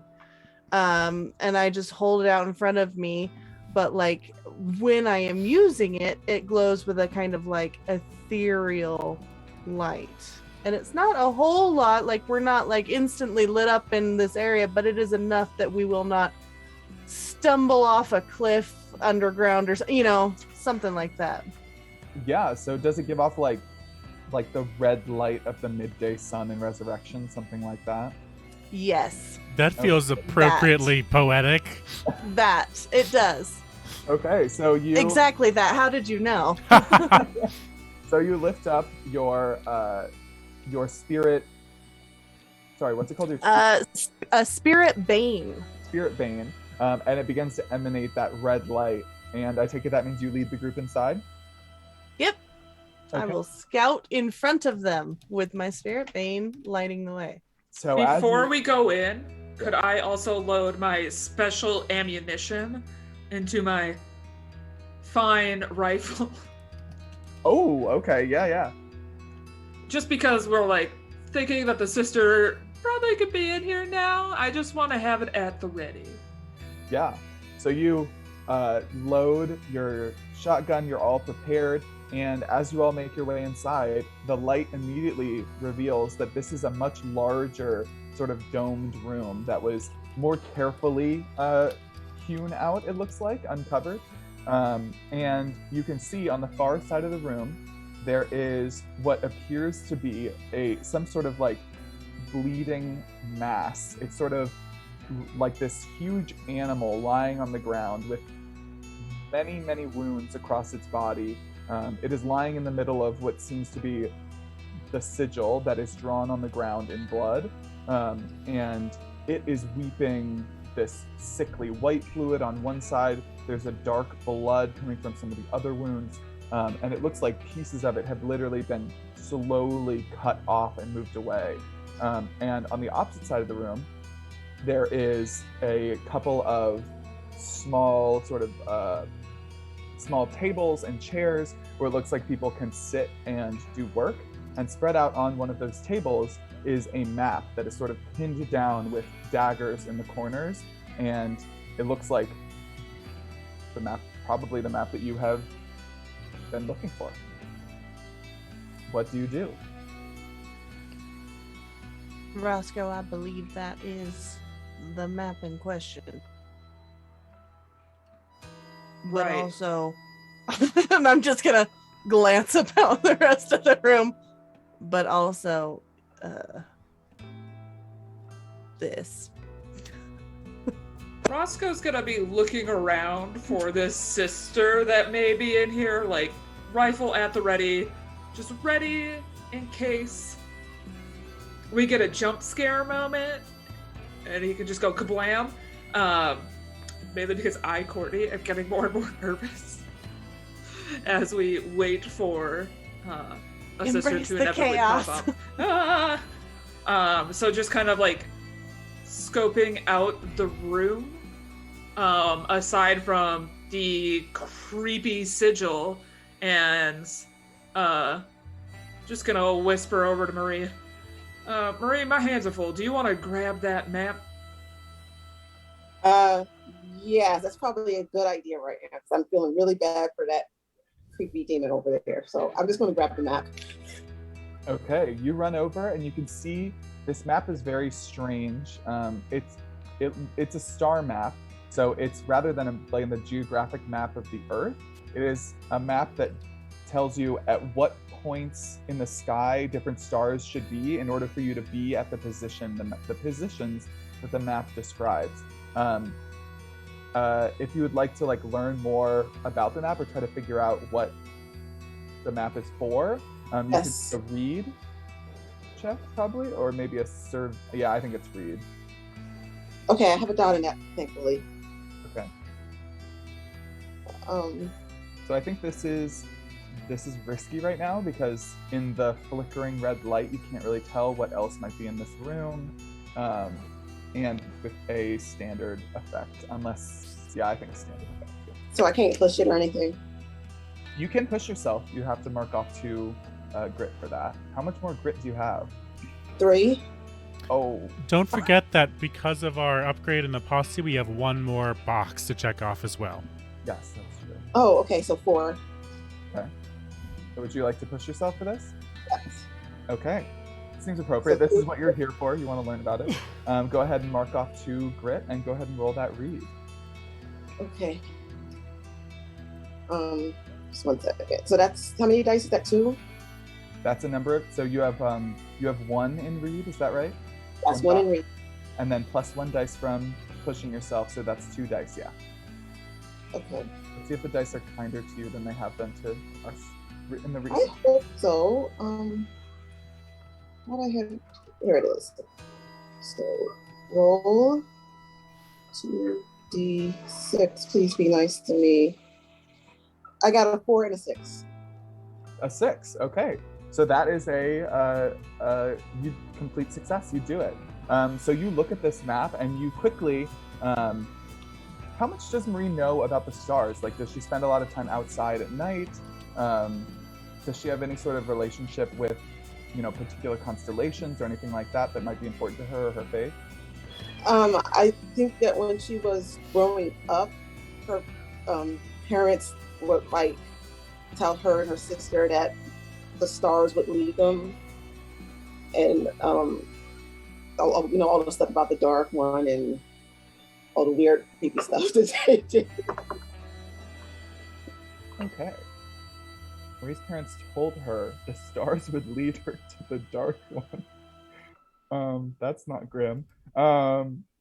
Great, yeah. So you look over this map, you know the stars, you've been taught them from a young age, and you're sort of pinpointing all these different things, and you realize this map, it marks a number of possible locations for something the map describes as the Septum to Nebulum. And there is, at the bottom of the map, there is actually sheet music that has been written and scrawled along almost like a border around the edges of the map. And that music is called the Luctus. And you're able to, assess that's it. This weird map leading to some sort of magical artifact is almost certainly what you came here for. You're able to grab it, roll it up, and what is the rest of the group doing while Marie is sort of hunched over this map, checking that it's what you need? You can sense that creature in the far corner, that large demon, shifts slightly as it has begun to sense that you are here. I'm not fully familiar with the ways of magic users, but I'm certainly familiar with hellish demons and the like. I'm going to look at this sigil on the ground and just kind of investigate what the heck they're doing to this thing. Mm-hmm.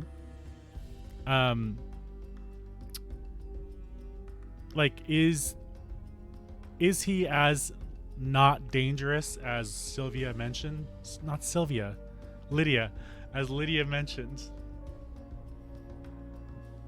Okay. Basically, is there any danger to us from this thing? I think so. You literally walk up and try to examine the sigil to try to figure out what this is. Yeah, I crouch down next to the sigil ring and just kind of inspect it as best I can. Yeah, I think that you crouch down, you look at it, and with your background and your family, I think that you are able to assess that every demon has a specific sigil that, if you know its name, you can craft a sigil that will sort of create an area that it will be trapped within which it cannot harm anyone, it cannot make deals, where it won't be able to affect mortals in any way, and that clearly Aamon has been trapped in this sigil for some time, and they have not let him out.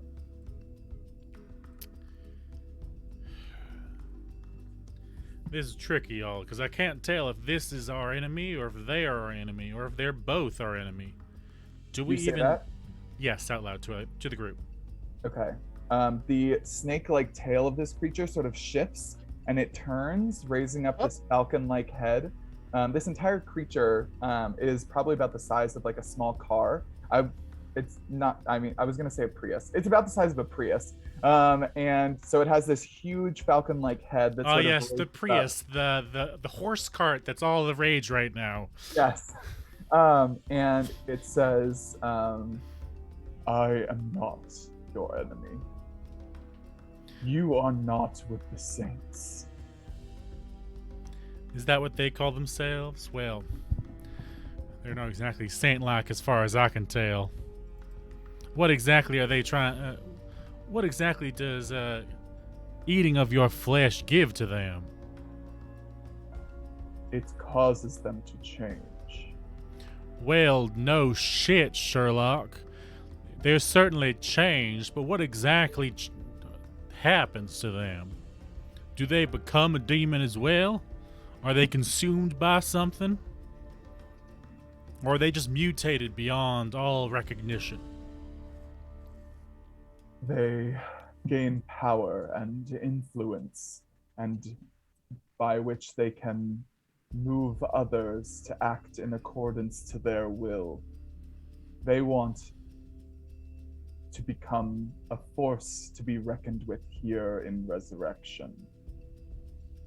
If you set me free, you can end all their plans, bring them crashing to the ground. Is there a way to check to see if this Can I roll an creature is insight? lying? Yeah, I want insight, but there's nothing called insight. Courtney's like, vibe check, please. Yes. I would like to check the vibes of the demon. Read is quite literally to read a person with close scrutiny to gather information and apply knowledge. So, sounds like that could certainly be a read. What up? My name's Jared. I'm 19 and I don't know how to read. I was gonna say, who did any of us take read at all? I thought Marie did. I have a point in read. I have some as well. I want to say. I think check. Maria's still working on the map right now. Yeah, I have one, so. So I'll call over my good friend, Beulah.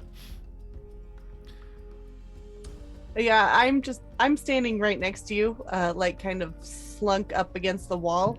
But I will kind of step forward as you guys are asking this creature questions and it's talking. And just kind of look it over with my eyes, watching it talk as it's engaged with them. So I feel like I'm free to just really suss out whether it speaks truth. Okay. So yeah, go ahead and I make a roll my read. one die. I'm totally open to somebody explaining how they might help here. I don't necessarily know what that looks like, but that doesn't mean somebody won't have a convincing answer.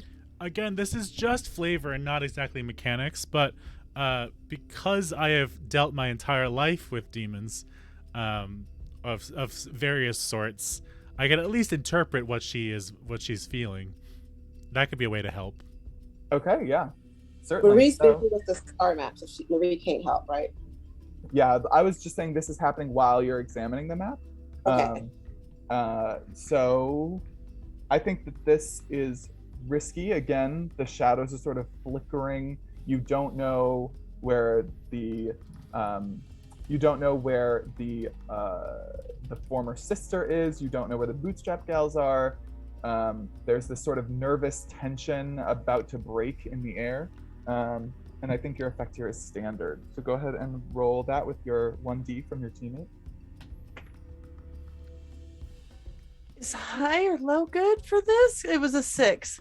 6 is great. You do it. Oh, thank you. So you are That one time low was better, and it was like, okay, 6.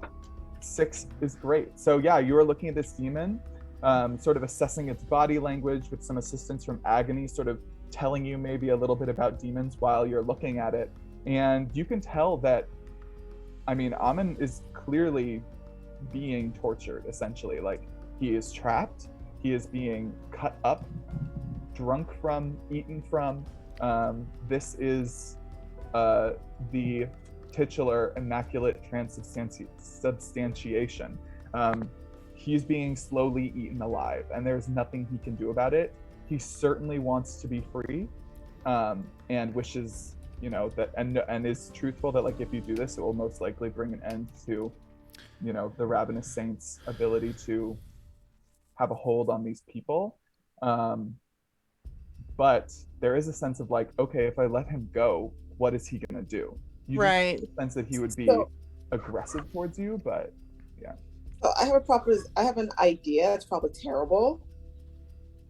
What if I love hearing terrible ideas. What if Marie heals Aamon and has Aamon swear to the Dark One? Something feels like you may already be committed to a Dark One. Yeah, but it would be a good idea.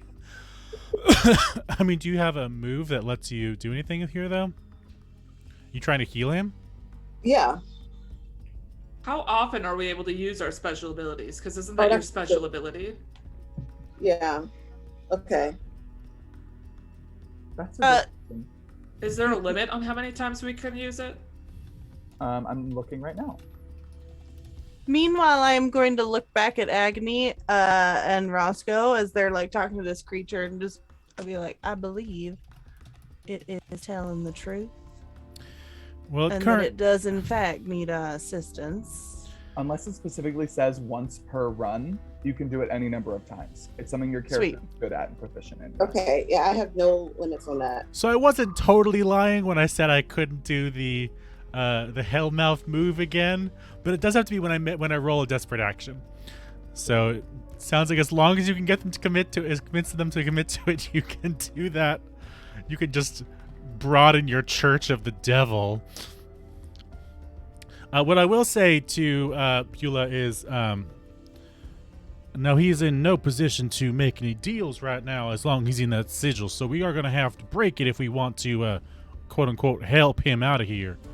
But perhaps we can convince him to stay on our side long enough that we can take down this church along with getting the hell out of here. I mean, do we even want to?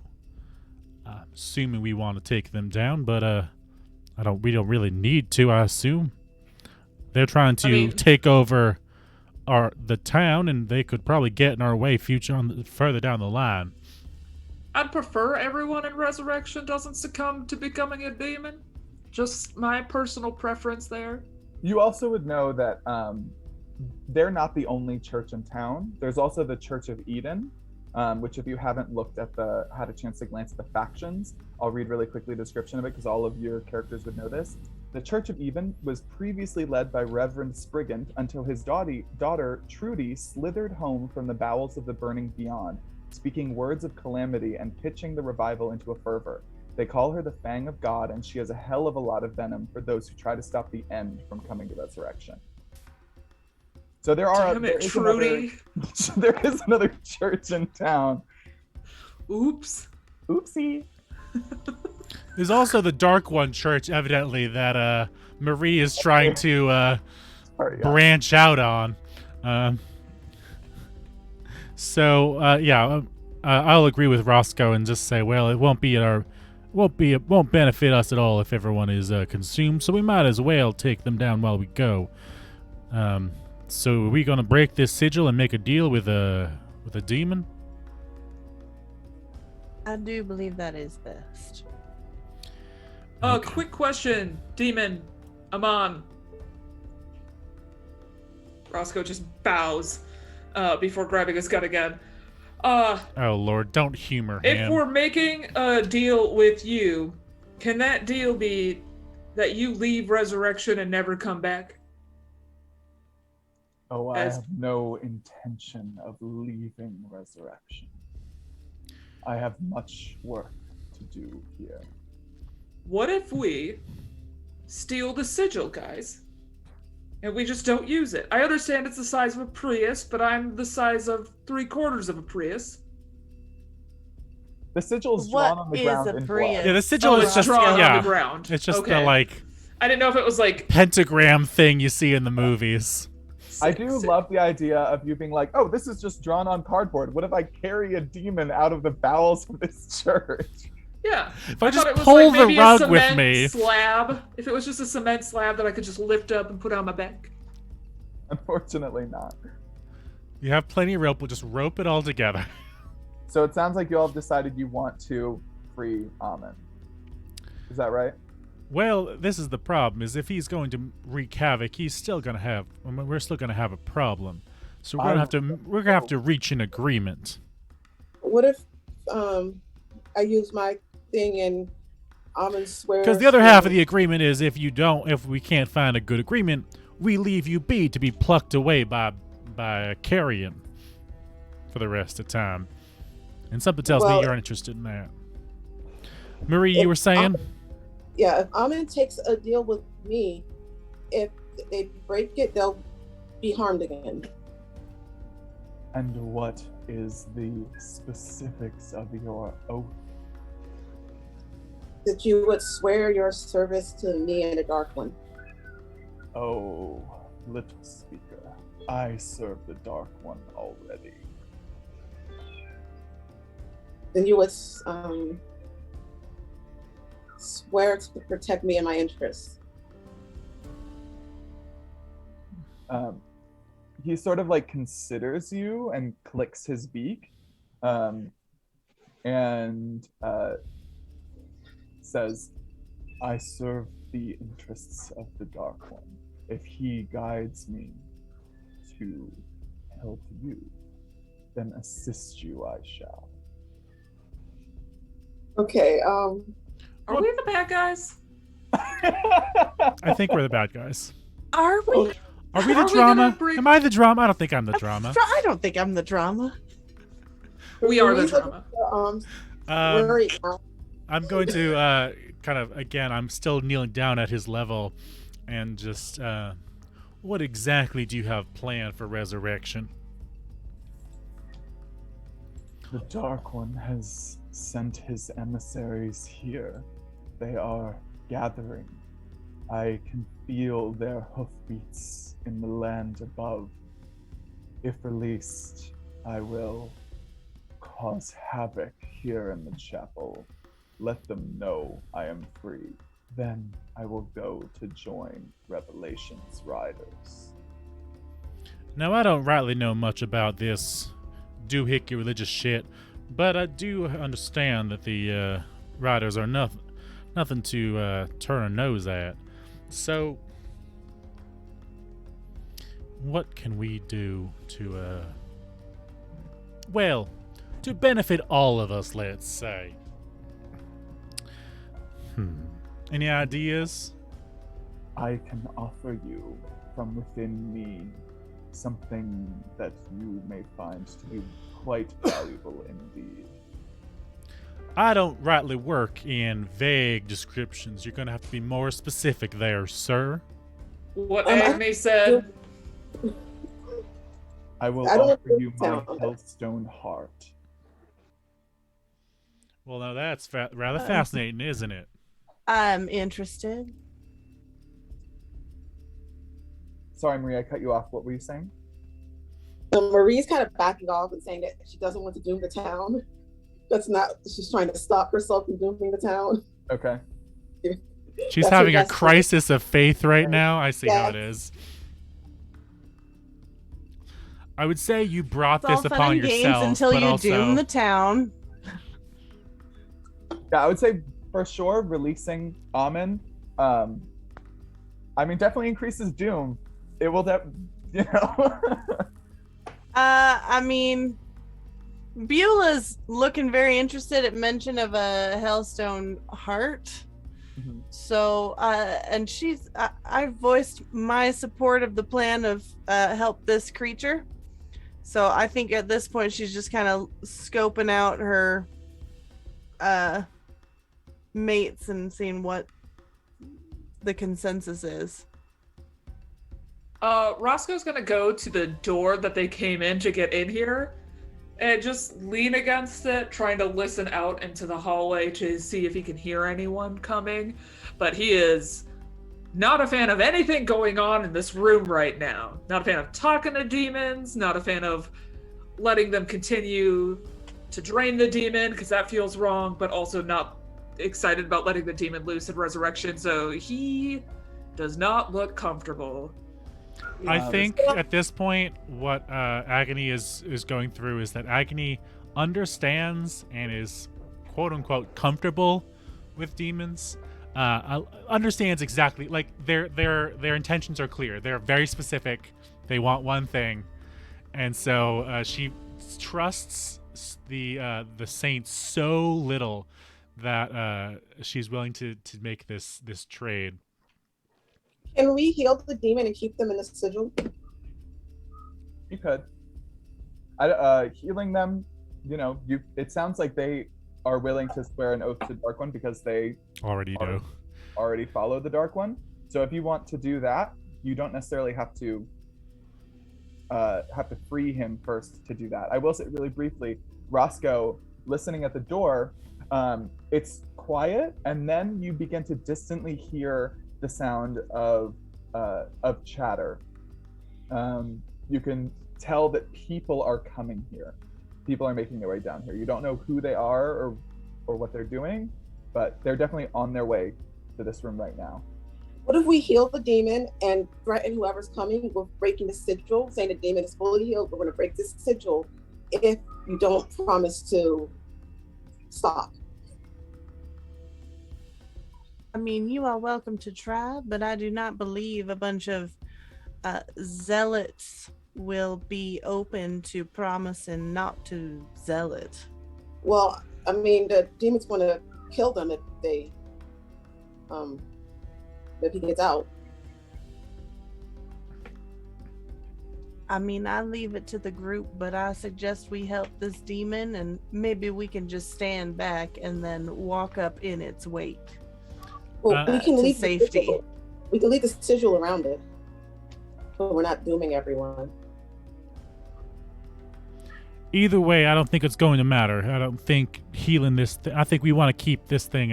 Sorry, Mr. Aamon, but I think we can keep this thing at a weaker state. It'll help us in the long run. But so the deal we're making right now is that we break your sigil, you destroy this fucking church and everyone in it. But not us. But not us. You let us go. You can go about and talk to your good friend, the Horseman of the Apocalypse. But I'm not saying we're going to help you any further than that. I am most amenable to this agreement. Well, I don't like that one bit, but you know what? I agree, Agony. It feels like we did not get as many things in our favor that he so readily accepts the deal. Oh, don't worry. We still expect that you will give us your Hellstone heart, as you did say. I am a fiend of my word. Quick question. As are we. Is there a way that I can memorize the sigil or draw it or something? Certainly. Right now, a lot of it is obscured by him being in it. But if you let him out, or if you otherwise spend a good deal of time down here, you could certainly try to do that. Just as a safety measure, just in case we need to retrack them. Marie, why don't you get started? And I think actually I might go with your idea. I think if we want to hold out until they get here, it'll give us just enough time to write down as much of the sigil as we possibly can. And then, well, something tells me they won't be living much longer as soon as they walk through that door. Yeah, Aamon pushes himself up to onto his front wolf paws and sort of readies himself. And Roscoe, you can hear those two voices getting closer and closer, and you hear one of them more distinctly say, "Oh shit, look over here. I think we found it. It's gotta be down here." And you hear the distinctive sound of Ruthie Scarlet, one of the Bootstrap gals. She has clearly made her way down here. They've abandoned their drill machine to delve deeper. And I assume you won't mind taking out these two little bitches, will you? vibe. So Roscoe heard that? Yes. Okay. Oh, only looks Roscoe at heard the that. group Sorry. and it's just like, all right, make your choice now. They're here. Beulah's gonna. Yeah. Oh, Beulah's just gonna hold up her knife and reach down to this sigil that's drawn on the floor and like slice through one of the drawn lines, breaking the sigil. Okay. So you kneel down, and as you cut that sigil, Roscoe, you hear the door opening, and Sable Scarlet is standing directly in the doorway, and she locks eyes with you. And before she can even say a word, Aamon lunges across the room, almost like just this long leap, almost like he's soaring through the air, and just slams into her. Blood flies up across the doorway, and you can hear him ravenously tear into her as Ruthie, her sister, behind her, begins to shriek and fire her gun at this monster, this demon. And with that, I think we will take a quick break here. So we'll be right back. And we are back. Where we left off, our brigands had just, they have found the map that they came to the chapel for. They were able to sort of squirrel that away. And in addition to that, they decided, after a little bit of discussion among the group and with the demon itself, to release Aamon from his confinement.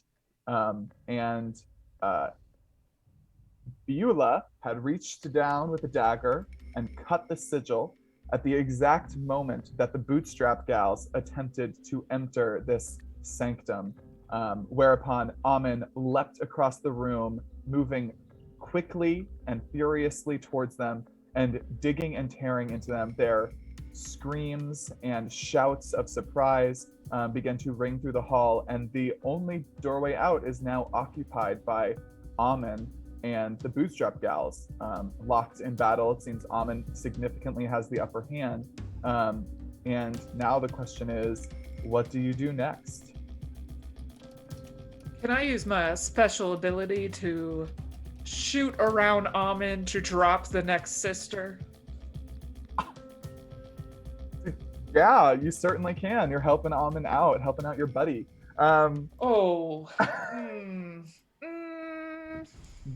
Don't know how we feel about this term.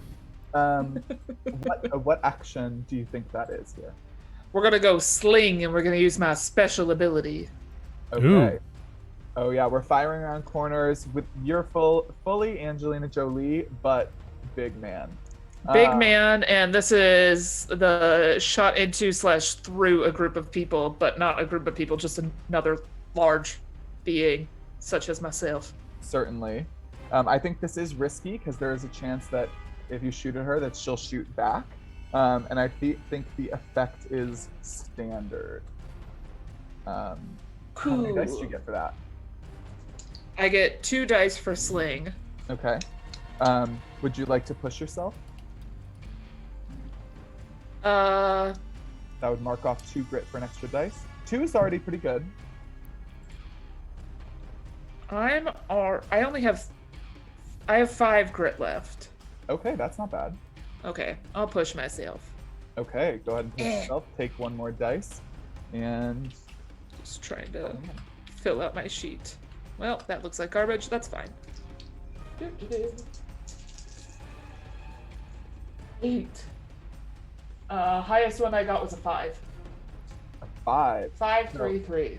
So you do it, but there's a consequence. So you fire, and you can hear. Let's see, who is it that's back there? You can hear Ruthie shout as she is shot, and she sort of levers up her revolver around the corner of the door and just starts firing wildly towards you. I don't think she can quite get you, but I think this is a level 1 harm, nicked, unless you'd like to roll to resist it. I'll roll to resist it. Okay, It's prowess. That is certainly a prowess resist. Yeet. 2 6s again. 2 6s. Okay. I'm the reason why none of you are rolling well. So you Take it all for myself. Back. Yeah. So what? So you get one of your grit back, and you do not. Oh, sick. The dark one is protecting you. Yeah, that's true. So yeah, you fire, and Rosie shouts, begins firing into the room, and Aamon sort of turns and lunges on top of Ruthie, now out of the doorway, leaving behind Sable's mangled body, bleeding down these halls. What do you do? Well, should we follow the demon? My plan is to just follow in its wake as it tears through everything in its path. Agony walks out of the room. I'm just gonna stand and just start walking calmly, after this trail of, I'm sure, is just destruction. Agony's boots plop into the blood that's been left over and just continues down the hallway towards the rest of the congregants. Well, once we get upstairs and we can find a window, I think it would behoove us to bust open that window. They don't seem to like sunlight. Or at least they were really perturbed at the idea of me bringing Marie out into the sun. Alright, sounds like a plan to me. Okay. So following in Aamon's wake, winding through these catacombs, you make your way finally back to where you encountered the Hungry Martyr, that sister that's changed. And you see that the abandoned drill machine of the Bootstrap Gals is still here. Do you want to try to escape with that, or do you want to try to go upstairs and break a window and all that? Can we use the drill machine? Can we all fit in it? You can all fit in it. Marie's going to try to go towards that because it seems like a good thing to have as a party. Yeah, so does the posse want to try to get out here on Man, that? I was really set on the opening the windows plan, though. If you really want to go up and do that, you can still do that. Or you can split up. Some of you can leave, and then the rest of you can try to go. Tell Marie to come along as she will. She's kind of creeped out right now. Yeah, I'll just look over at Marie. You gonna ride that thing back up to the surface? It seems might be useful. Alright, I'll see you up there. I'm gonna mosey on up to the church. Maybe air it out a bit. Let in some light. Okay. So who's going with who? Marie's getting in, gonna try to fire up this drill machine to maybe back it up out of this catacomb. And it sounds like Beulah at least. I'm going with Beulah, probably back up to. I want to get some of my anger out. Well, Marie, I'll come with you. I'm pretty good with vehicles. Okay, well, you can drive. This feels like a kohlrabi thing, just like, this is my idea, but you're going to do it. Oof. Called if out. you just want to keep an eye on clip that kind of like later. a rear view. Yeah. Will do. Yeah, so the two of you get in. Roscoe, do you have experience driving machines like this? I think he does. Anytime a new invention comes to town, kind of like how he has a fancy weird gun, he's always curious whenever there's something new and mechanical. Not something new and run by demons. No, not about that. But if it's new, mechanical, things like that, he's always up for trying it out. Okay. So getting in, I think you immediately then recognize that this is a Hellstone powered engine. And it would require I believe this is a craft roll, but I would hear an argument for another action to use this. As I'm reading through the list, so Hellstone is part of craft, but sling also has handle a vehicle or mount. Oh yeah, absolutely. I would be down for sling as well. Marie, are you helping somehow?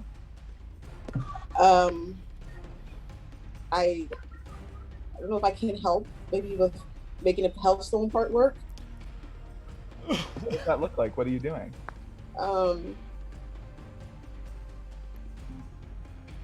I guess like praying to the Dark One while doing something with my weird, unusual religious weapon thing that I have. Okay, so like trying to like give that Hellstone some extra juice in the engine. Yeah. Okay, cool. So go ahead and mark a grit, and Roscoe, you get an extra dice for that. This is risky. It's a machine that you haven't driven before, but I think the possible effect here, which is, you know, escaping safely, is great because you're using this machine. Okay. 632. Okay, that's a 6. Yeah, so between the two of you, you back this machine up, and why don't you tell me what is like the shot if this was like the end of the episode of the two of you getting away in this machine? What do we see? I'd like to think that Marie is like dealing with the Hellstone and stuff like that, and Roscoe's got his arm on the seat next to him, just looking straight back, and just driving with one hand on the wheel while like half turned in the car, just to see behind them, and just going at full speed. Full speed in reverse? Yes. Oh my he is basically Mater from Cars. He prefers to drive backwards. And as Maria's doing the motions with her sword thing in her hand, you can see like blood dripping down. Love it, love it. Getting blood on you on this upholstery of your nice new drill machine. So the two of you just reverse back out, and as the two of you disappear up the tunnel, Agony and Beulah, you clamber out back into the under chapel, and you can see Aamon is just going through and attacking, ripping apart the various people down here that seem to be mid-transformation. What did the two of you do? I have my hell sword in one hand and a pistol in the other hand, and we're gonna go bash up some baddies. I've got my throwing knives and my pistol.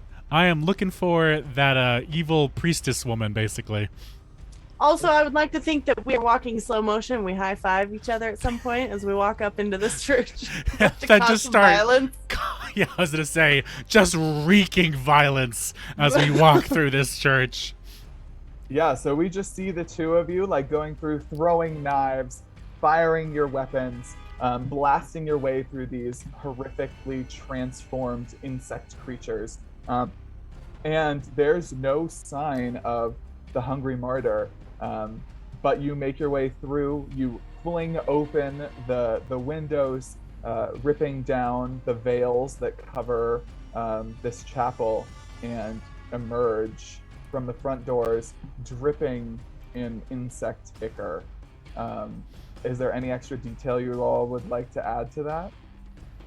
I think in respect of Luca's original plan, we're gonna rip some curtains off the wall and smash a few windows and watch as they cringe in the sunlight. Oh yeah, absolutely. Yeah, so there's no sign of the Crimson Preacher or of the transformed sister. You figure they've probably found some place to hide given Aamon's release. But you have dealt a serious blow to the Ravenous Saints. I would like to try one thing is, as we're leaving, I'm going to grab the lantern. I'm going to relight it and smash it into the side of the church, hoping it'll catch flame on some of the like curtains and all the stuff that has accumulated on the outside of the church, and try to burn it down. Yeah, so we just get a shot of the two of you emerging from this burning chapel out into the setting sun, like blood dripping down against the bluffs in the distance of Resurrection. And I think that is the conclusion of this very successful score. Congratulations, everyone. Yay! So now at this stage, we transition into payout and downtime. So you all safely make your way back to the the hideout, and yeah, is there what does everybody do when they get back? I think it's just going to be a very simple, like, take inventory of my items, clean the gun, that sort of, like, lay everything out, sort things out. And then how do we go about, like, I know we usually sell things. Did we actually score anything from this? Yeah, definitely. The heart, right? Marie has a Oh, star. that's right. Yes, Aamon gave you his Hellstone heart, which is a about the size of your head. It is a piece of Hellstone, a fine piece of Hellstone that is crafted carefully in the exact shape of a heart that he pulled out of his own chest to give to you before he bounded off into the sunset and into the distance. So you will definitely get that, as well as the rest of the payout from this. But I was just saying, like, you know, getting back before, you know, I tell you what you've gotten and all that stuff, is there a scene you all want to have back at the hideout? I know that Marie's got like her hands bandaged up. She's got the whole stigmata wounds going on. But can she copy the star map at all, or can she have somebody else do it if she's having trouble? Yeah, do you all want to, you know, like take a look at this map? I'd say we probably stretch it out on one of our tables and we clear off some of the Hellstone debris and pin it down just like they had, and kind of see if we can make any connections. She'll explain what she knows about it as well. Yeah, so you can tell that this map labels a number of possible locations for this artifact called the Septum to Nebulum, and that the map itself also has music around it, like sheet music, like almost like the border of an illuminated manuscript, and that music is called the Luctus. So Marie sort of points these things out and clarifies this for you. And as you all have the time to examine it, you also realize that some of the other locations of marked on the map are also clearly Hellstone deposits. Just from what you know, some of them you recognize as being current mines that are being operated. Other ones that are annotated, you realize there's a likelihood that some of these locations are also possible Hellstone mines deposits. And with that, we'll transition to payout. So for this run, let me switch sheets here. You earned 3 rep, and you earned 8 coin, and that coin is sort of like an abstract number related to the information that this map gives you about where Hellstone can be gotten. That information is very valuable to you, and it's also valuable to your contact who sort of looped you in on this. And this is sort of like also part of his advance to you, based on you pulling off this job. And because you own a Hellstone claim and you operate a mine, you have a chance of some future earnings. So we will do this is a roll, so let's get a Hellstone. Also, Proper, are you tracking the for our posse stuff? You're gonna write that all into the main. Thank you. I got it. Okay.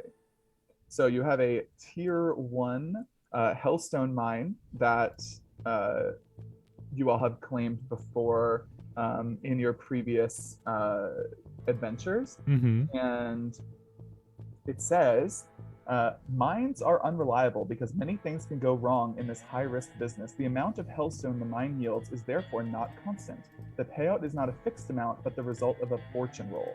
So we roll the tier level for each mine during payout. So you have 1 tier 1 Hellstone mine. So somebody go ahead and roll me a d6, just a single d6, and we'll see what comes out of that.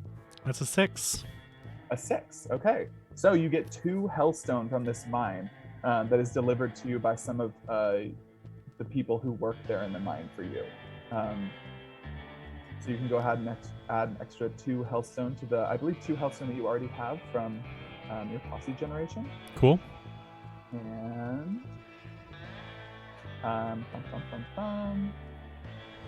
and next, if there were any events, no, okay, so we don't have to make any of those. And then Doom. Okay, so let's see how much Doom is added to the sheet now. The Posse advances or averts Doom by their actions and style. Did the actions of this run inspire fear or dread or make the world a darker place for a single person or a group of people, or break a person or a group of people? I would say perhaps it did. I'm split between these two. You all tell me what you think is more appropriate and fair. One is adding 4 Doom for inspiring fear or dread or made the world a darker place for a group of people, broke at least one person. And 6 Doom, which is inspired terror or made the world a cataclysmic place for a group of person, broke a group of people. I mean, not that I want the word Doom, but I do feel like I feel like if anyone in town wants to just burn down a church, they're gonna be a little scared. Yeah, I'm sort of there. Does anybody think that 6 Doom would be unfair for the course of this? Okay. I feel like 6 Doom almost brings us to the very end, but it's a short mini-series. Let's fucking go for it. So that's okay. We'll do it live. So, did you bring civilization or order at the expense of other people? I don't know that we brought civilization or order. We did things at the expense of people, but also, so here's the question: do you mean like regular people, or do you mean like does like the like? Yeah, I feel like the town itself we helped, but like I feel like. What was the question again? Can you read it one more time for me? Brought civilization or order at the expense of other people. Hatred of other people is involved. I don't think that counts because I feel like the town probably wouldn't have liked the Saints, and so I feel like it doesn't. I don't think that we did that. I agree. However, the next one, killing of people was involved, increased to 2 if innocent people were killed. I don't think you killed any innocent people. You killed people who were turning into demons. So I think that's another +1. Mm-hmm. A person was reversed returning. You know, the person that Marie healed last session. That's true. That was like one ordinary person who was healed. That's true. They did swear to the Dark One. You got one, crew. Kind of. Who knows if they died or not? I'm not totally sure at that point. Did you exploit Hellstone to achieve an aim? Yes. So that's +2. I mean, I licked it and did the whole thing, so yeah. We are very quickly running out of room on the Doom tracker, so that's fun. And yeah, I'm so +1 sorry, guys. per active rider. So that's plus an extra 2. So that's 1, 2, 3. We're at 11. Add 9 Doom. Okay, we're at 11. So we're It goes up to 11. We added 11 because there was the 6 that we added originally, so it's 6 plus the 2 riders plus it was 1 from that one of the questions, and I think we had 1 more that was a 2. I counted 11. I could be wrong. So I assume that fills up the tracker. More than plenty, yes. Okay, so add the 3rd rider, and then it sort of whatever's left over rolls over onto the tracker again. Gotcha. Did we add any in the middle of the game or not? That was what I was asking. We added 1 early in the game.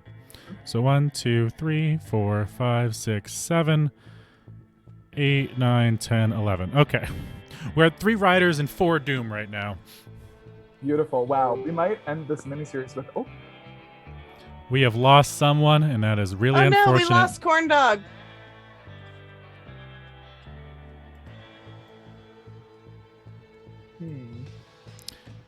Well, I'm sorry that the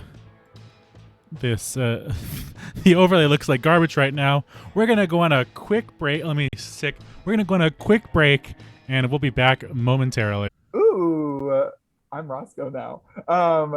We are back after minor technical difficulty, and we were in the midst of figuring out our downtime.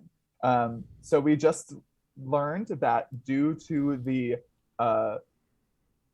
great horrors of the last run, that a great deal of doom was added, which basically means that the town of Resurrection is plunging ever further into the long decline into the apocalypse. And what we have seen is that now the third rider, the third apocalyptic horseman, has joined its brethren in the Resurrection, Revelations Riders. And the next part of downtime that we roll before the characters do their downtime actions are this game's equivalent of the entanglements in Blades in the Dark. And these are basically to see how the world changes and affects the posse as, you know, things happen. And so we've sort of entered a more abstract period of time where we're no longer in the immediate aftermath of the last run, and we're going to roll for rider events. So we rolled a number of achievements that you have unlocked, which are, as we sort of brought up last time, there is a cool map in the bottom of the posse sheet that describes the different possible achievements, the different claims that the posse has. And because the posse has a Hellstone claim, as well as they just obtained the map achievement, could somebody roll 2d6, please?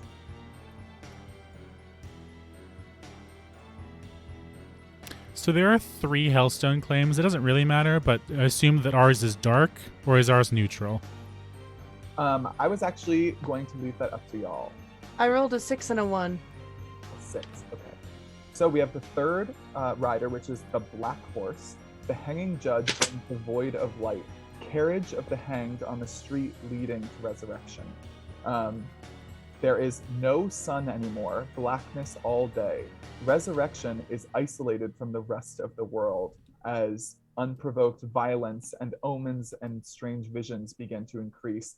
Beasts screeching in the wilderness and small white flames flickering throughout this endless night. And with a 6, we get either Trapped in the Burning Beyond or Rider. Let's see, what is Trapped in the Burning Beyond or Rider? So here are our options. We can decide which we think are more interesting. 1 or more riders approach one PC or the posse, resist with guts or accept their offer. And then the other option is Trapped in Burning Beyond. The posse awakes in the burning beyond. Find a way back to the real world or your physical bodies will die. Now, because of my ridiculousness, the second one feels appropriate, but the first one is more intriguing. Yeah, what do folks think is more interesting to them?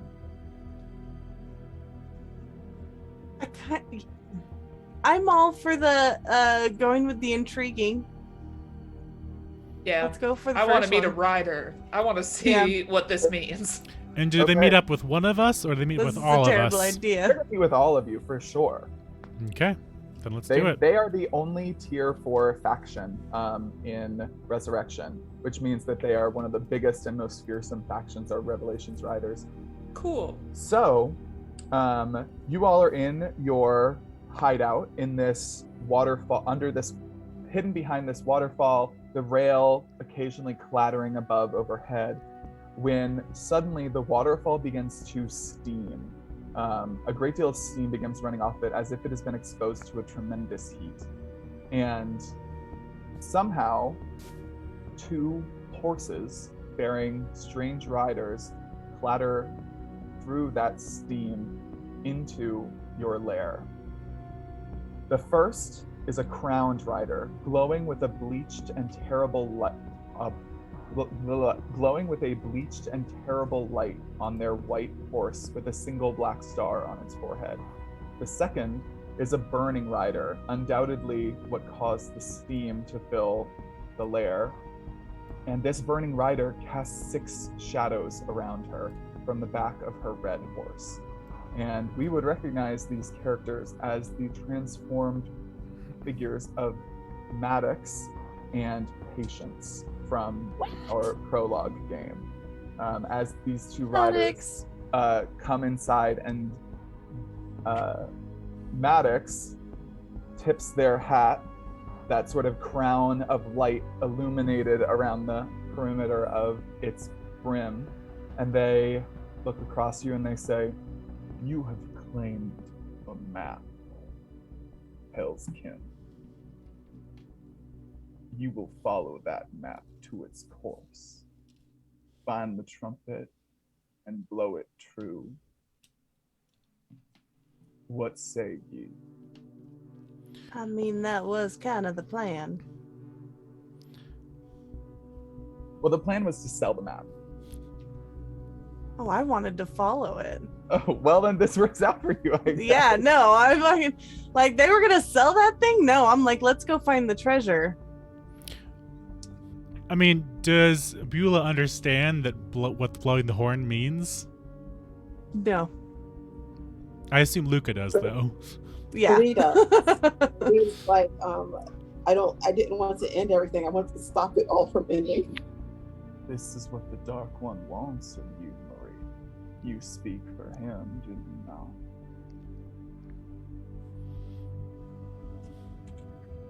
not? Unfortunately, Agony is going to look at Patience, and she's a bit conflicted because what she'll say is, "Well, I've been looking all over this earth for you, Mother, and instead you came to me. Why exactly should I believe what you say?" Because this is much bigger than you or I. I don't care about what's bigger than me. Your suffering doesn't matter. Excuse me? I was raised in the pits of hell and you say my suffering doesn't matter? I clawed my way back to this damn earth. I'm not gonna do what you say. Okay, then go ahead and make me a guts resistance, please. As you attempt to resist. I mean, so this is the thing, is that I say I don't want to do it, but also Beulah is saying, yes, I'm going to do it. Yeah, that's okay. Does Marie need to roll as well? Is Marie, I thought this was like a conversation. Is Marie like, no, I don't want to do this? Not sure. Well, the question really is less if Marie wants to do it and more what she responds with, right?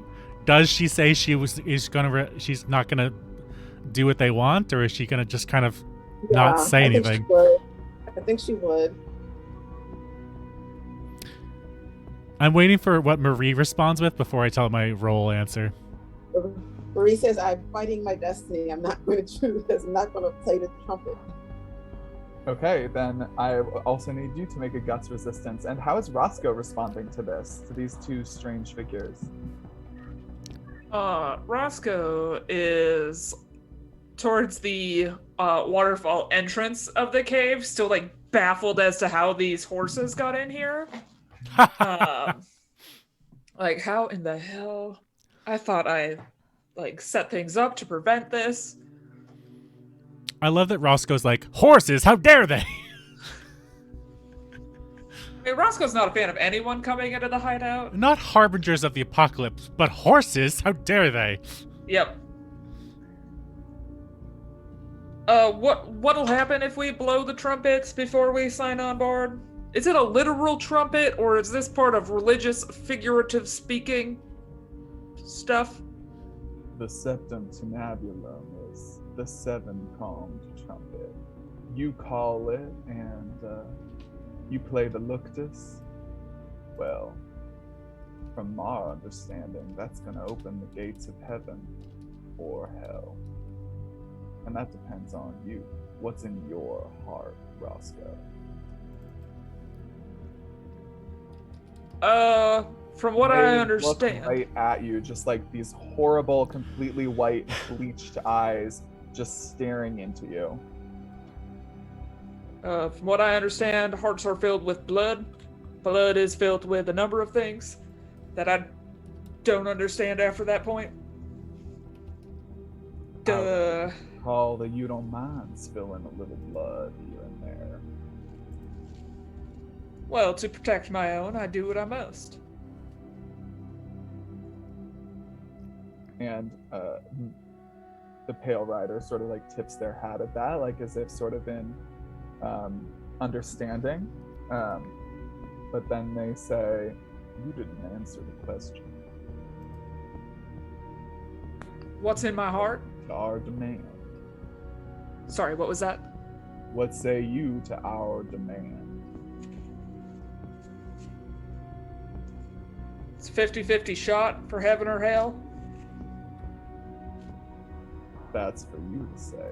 You think you got 50 hell and 50 heaven nestled deep inside you? I don't know much about either. Lean one way or the other. All right, I'll take you up on this bargain. Well, that's mighty fine of you, ain't it, Roscoe? And again, they sort of tip that hat that has become this crown of light. And Marie and Agony, what did you roll for your resistance? A 6, 5, and 2. A 2 and a 6. Okay, so both of you do not have to mark off any grit because you were able to just completely resist with this emotional upwelling that this demand has made of you. You don't suffer any consequences. And the two riders sort of scan across you, and Patience looks once more at Agony, and she says, if your suffering is so important, then why don't you make sure everyone in Resurrection knows how that feels? You're the only person I care to see suffer. Then blow the trumpets.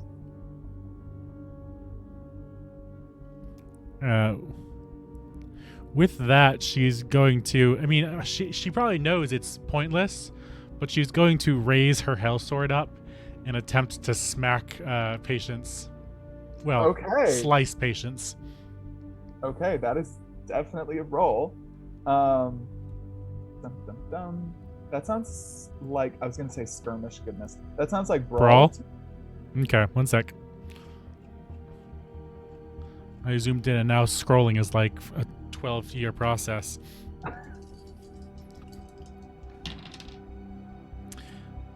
Funnily enough, I really appreciate this roll, but it's a 1 and a 3. Okay. This is definitely risky with limited effect. So let's see. A 3 is the higher. Oh, no. Things go badly. You suffer harm, a complication occurs, or you end up in a desperate position. I think you raise your blade with the intention to do violence to this Red Rider, that was once your mother, and I think you immediately burst into flame. And the rider takes a few steps back, sort of steam billowing up around her as she gets closer to the waterfall.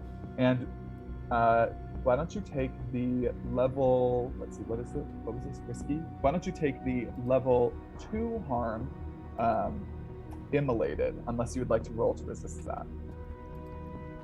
What would you say it was?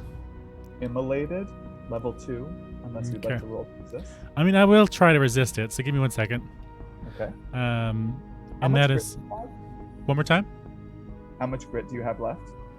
I currently have 1, 2, 3, 4, 5. Okay. So go ahead and roll a prowess resistance. My highest is a 5. A 5. Okay. So you take 1 grit. And this is from a horseman. So instead of removing all harm, that reduces it to a level 1 harm. Okay. Singed. Okay. You're gonna see as she does actually catch on fire, and she's going to hold herself in.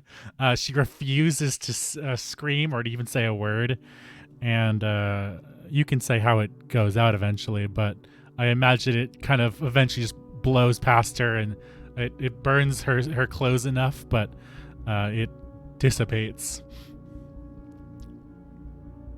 Okay.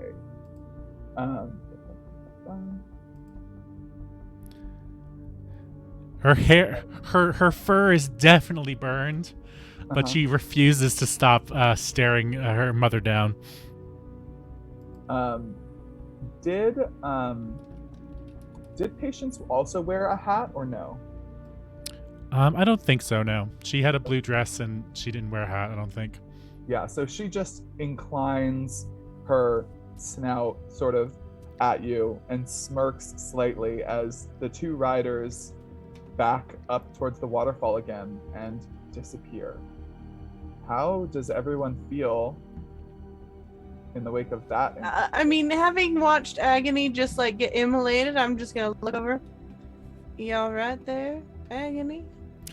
She doesn't respond, but will hurl a wad of spit that's blackened with the ichor of hell of brimstone, and just wander off further down the cave to be alone.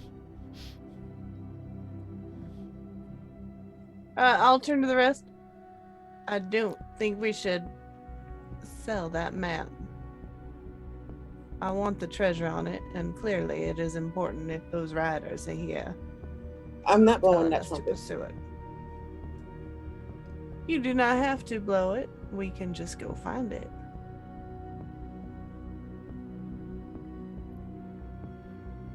Okay, so with that in mind, so now we've moved into downtime. So everybody gets 2 downtime actions. You can attempt to acquire an asset, start a long-term project, which probably isn't the best use of your downtime, considering this is going to be one of maximum 2 downtimes that we do. You can recover. You can reduce or increase the doom that is happening in Resurrection. You can train, or you can indulge your vice to regain grit. Does anybody right off the top know what maybe at least one of their actions that they want to do? Roscoe's gonna smoke it up a little bit and indulge a vice. Okay, how much grit do you Same. How much grit do I have? Mhm. I currently have 6. You have marked off 6, you have 6 left. I've marked off 6. I have 4 left. Okay, so to indulge your vice, you roll dice equal to your lowest attribute, which is wits, prowess, or guts, and you will.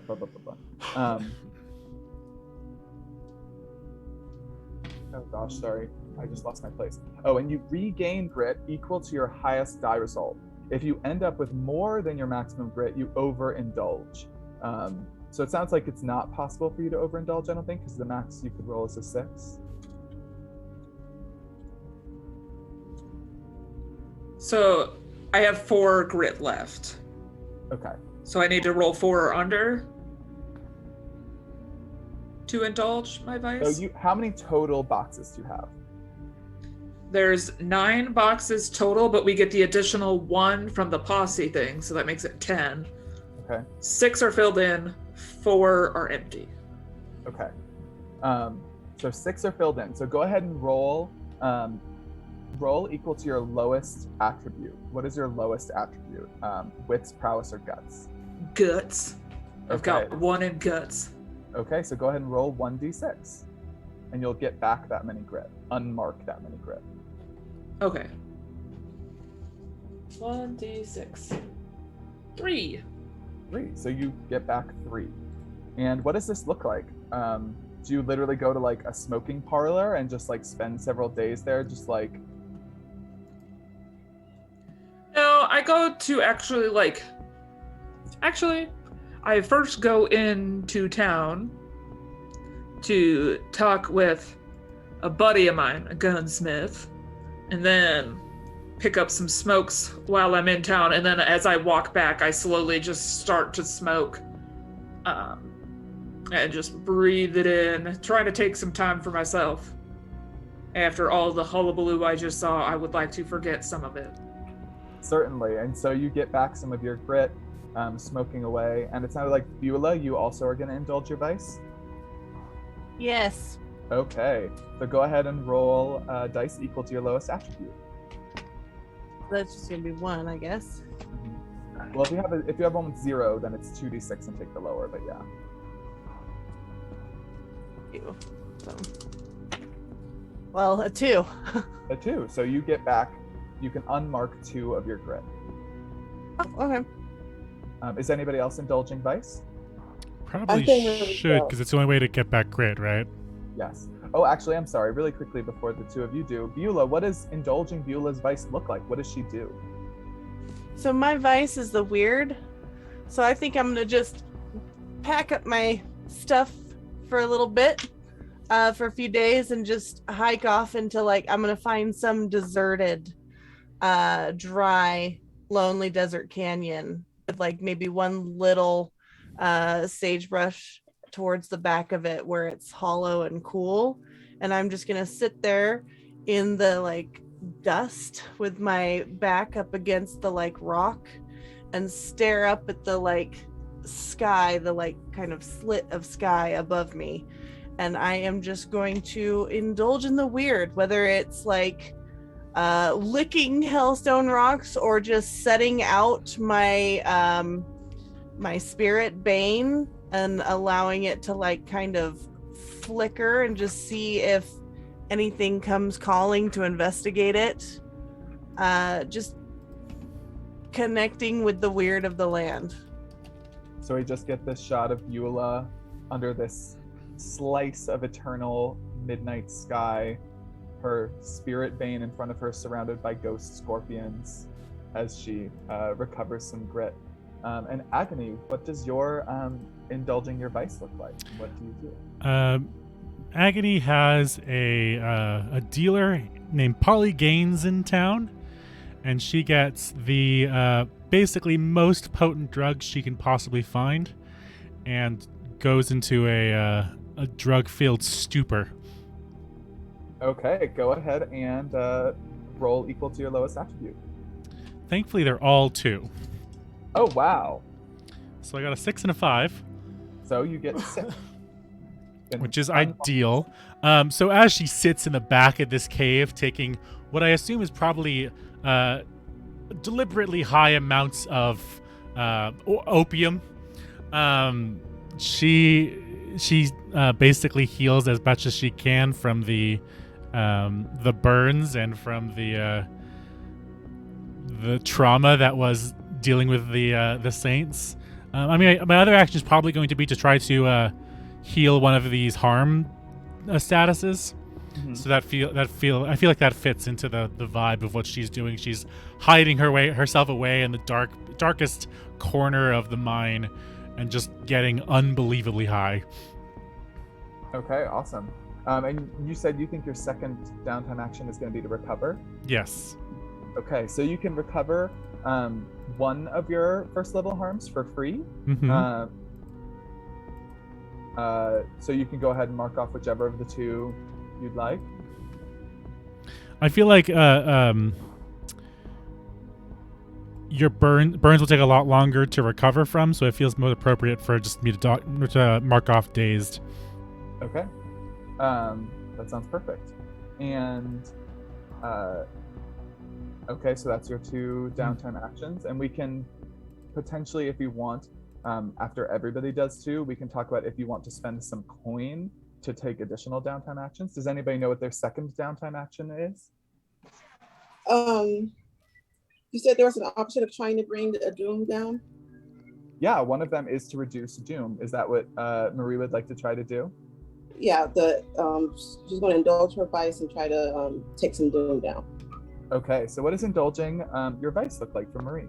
What's her vice? She's going to drink a lot, go to a bar or a brothel or whatever and just drink.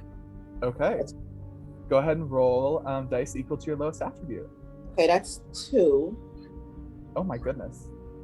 That's my lowest. Okay. Go ahead and roll 6. I got a 2 and a 4. Okay, so you get 4 grit boxes back. You can unmark Oh, 4. good. Give you a little more currency for next time. Oh, that's good. 'Cause that was almost filled up. Okay, and you said your second downtime action, you want to reduce doom. What is Marie doing to try to lift people's spirits despite all the horrible things happening in Resurrection? Okay, never mind. We'll take a quick break on that Sorry, one. no, it's fine. I got it. Oh, you got it? Okay. She will probably read some Bible verses, I guess. Mhm. Encouraging ones, Like go and literally preach, like on the corner. Yeah, like drunk probably, but yeah. Okay. Now, are you preaching the light or the dark? Yeah. So trying to preach the light, I guess. Okay, so is this are we seeing a shift in Marie's beliefs? Yeah. Okay. So go ahead and that sounds like, what action is that? That sounds like probably consort or sway. Sway, probably. Does that sound right to you? Yeah, I have no dice in that, but yes. That's okay. Go ahead and roll 2d6 and That's we'll the take only the one thing.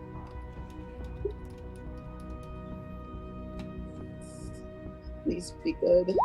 I got 3 and 4. Okay. So when you do not have, you take the lower of 2. So that means it was 3, which unfortunately, I can't shit, can I? when you attempt to reduce doom, but do it badly, you actually increase doom. So something about seeing this. I have a +2. I have a +2. Oh, do you want to use that +2 here? Yes. What does that push the total up to? With my lowest one, 5. 5. Okay. So I was gonna say there's something about seeing like just a lonely woman on the side of the road trying to like convince people that everything's okay that just makes it feel worse. But it actually does work. It does make some people feel better. It lifts spirits in town, despite the fact that maybe you're a little bit drunk while you do it. And so we can subtract 1 doom. Got it. And Beulah and Roscoe, do either of you know what your second downtime action is? Yeah, so I think mine would actually be a little bit of a 2 birds with 1 stone, where I actually am going to train. Okay. And I'd like to do it with another attribute. I'd like to add to my guts via attune while I am out here with my weird vice and use it to attune. Okay, yeah. So go ahead and let's see. Go ahead and arc 1 XP in the attribute. Here's a quick question, because we have a very short series. XP is just the 6-barreled holster. Yes. It's not a point. So I don't know if are you gonna get that much Are we gonna get that much XP that she's going to be able to increase that or not? This is a solid question. Because if you look next to those cards, there's how you get XP, I believe. Mm-hmm. And so I just wanted to make sure you don't want to do something else that might benefit you for the next 2 sessions as opposed to like long term. Right. No, that's a fair point. I'm playing it long campaign mode, and it's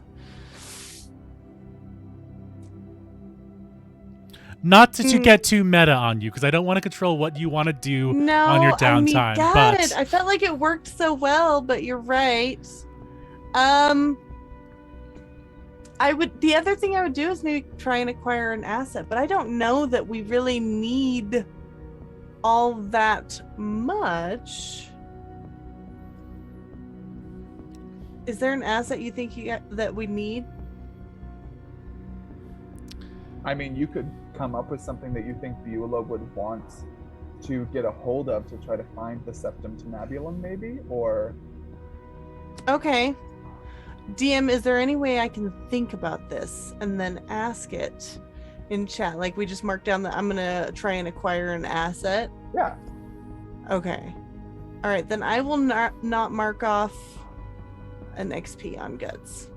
Okay. Do you want to roll now or roll later? I can roll now. Yeah, so why don't roll the Posse's tier. So roll 1d6. A 6. Oh, is this a good or a bad? Okay, so that is good. So Okay. that you find basically a very good something. Basically, you get access to the resource that you want, and it is even of a level that would be of a tier faction above you. So you find basically the version, like the nicer version of whatever it is you look for. So I'll write that down. Okay. I wanna think of something cool, but I don't wanna like think of something dumb on the spot, you know? And be locked. And then later be like, why? For chat Don't worry. and for definitely not for the players, can you explain what an asset is? Is it just what I assume? It's just like a helpful item or what?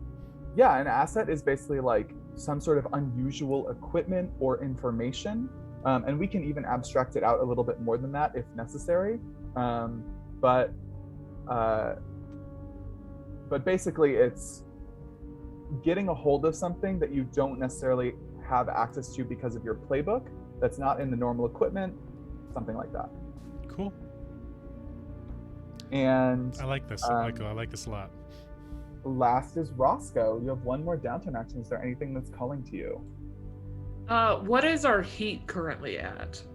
So heat is from Blades in the Dark. So is it Doom is the version in Fistful. Doom is for us? Okay. Which is at what proper? Could you remind me? One more time. What's our current Doom? After removing one from Marie's thing, we're at 3 Doom. 3 Doom. Out of 4, 5, 6, 7, 8, 9, 10. Out of 10.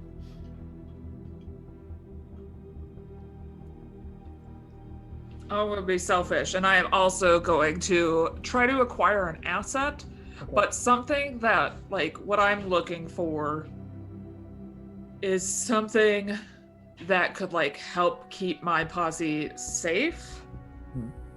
Kind of like a fire blanket or something like that to help ease things. So that way, like, say we go into the pits of hell and we get blasted with fire again, like we've seen a couple times now, we have a way to put that out. Maybe even a fire extinguisher of some sort. Just essentially like an aid later on the safety side of things, rather than like trying to get a better weapon or something to find things, just something to help keep us safe. So here's the exact examples of the types of assets you can grab. One special item or set of common items, a cohort such as an expert or a small gang, a vehicle or a service. We can also include information here if we'd like. Do you know what you want, or would you also like to sort of sit on it and think about what you think might be useful? I'm gonna sit on it, but I'm probably gonna go for a special item. Okay. I can also roll like Luca did. My brain is just spinning a million directions. Absolutely. Okay, why don't you roll for that? And I think that will be we'll split up coin. 5. And then we'll see. Okay, so with a 5, it is you were able to get a hold of it at the level you're at. So basically you're able to find a tier 1 version of whatever it is you look for. So something equivalent to the Posse's tier level. Can you tell me what it means by may spend coin or Hellstone to bump result up? Right, so you can spend coin from that you earned from this run, or that you have that you already had, in order to increase the result. So if you want that item to be the nicer version or the much nicer version, you can spend coin or Hellstone to make that item more valuable. Essentially saying like, okay, I was able to grease some palms, I was able to pay the extra cost to get something that normally I wouldn't be able to get. Does that appeal to either Beulah or Roscoe to do that for your asset? According to our posse sheet, we have 4 Hellstone and we have 8 coin right now. Which, something tells me, Agony won't be complaining if you try to use either of them right now. I think what I'm gonna try and acquire won't necessarily. Well, maybe it will. It would be acquired with normal coin. And also, can you tell us, Zeke, what does a tier +1 or a tier +2 do for an asset? So it basically makes it like a better version of whatever it is. In game terms, that means your effect would be higher when you use it. So if it's of your tier, then it will have a standard or a limited effect. But if it's a higher tier, depending on the circumstances, it will either just do it without a roll, or it will have a great effect. Does that make sense? If you couldn't tell from our experience in the church, I'm in a all guns blazing kind of mood, so that's why I'm like agreed pushing you towards doing the badass shit as early as possible. Yeah, I'd probably use coin to create something greater. Okay, so do you want to spend 1 coin to get it to tier +1, or do you want to spend 3 coin to get it to a crit of tier +2, making it basically a phenomenal version of whatever it is you're looking for?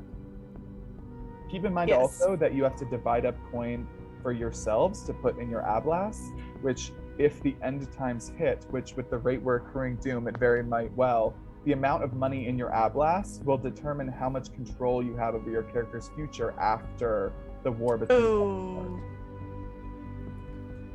Does Hellstone also count towards that or not? It does, in that you can sell Hellstone either legally or illegally to get more coin to split among yourselves. Cool. We have 8 coin total right now. 8 coin and 4 Hellstone, I believe. I'll do a tier +1. Okay. So taking the 1 coin. So now we're down to 7. Sick. I'll do the same. Cool. Okay. Yeah. So you're going to tier. So we don't spend all of it, but yeah. Okay, and the very last thing is deciding whether or not you want to leave the coin in your vault, or whether each of you want to take some of that coin, put it into your Ablas, and I guess before that, whether or not you want to sell the Hellstone you have in order to get more coin. Or if you want. Beulah never wants to sell the Hellstone.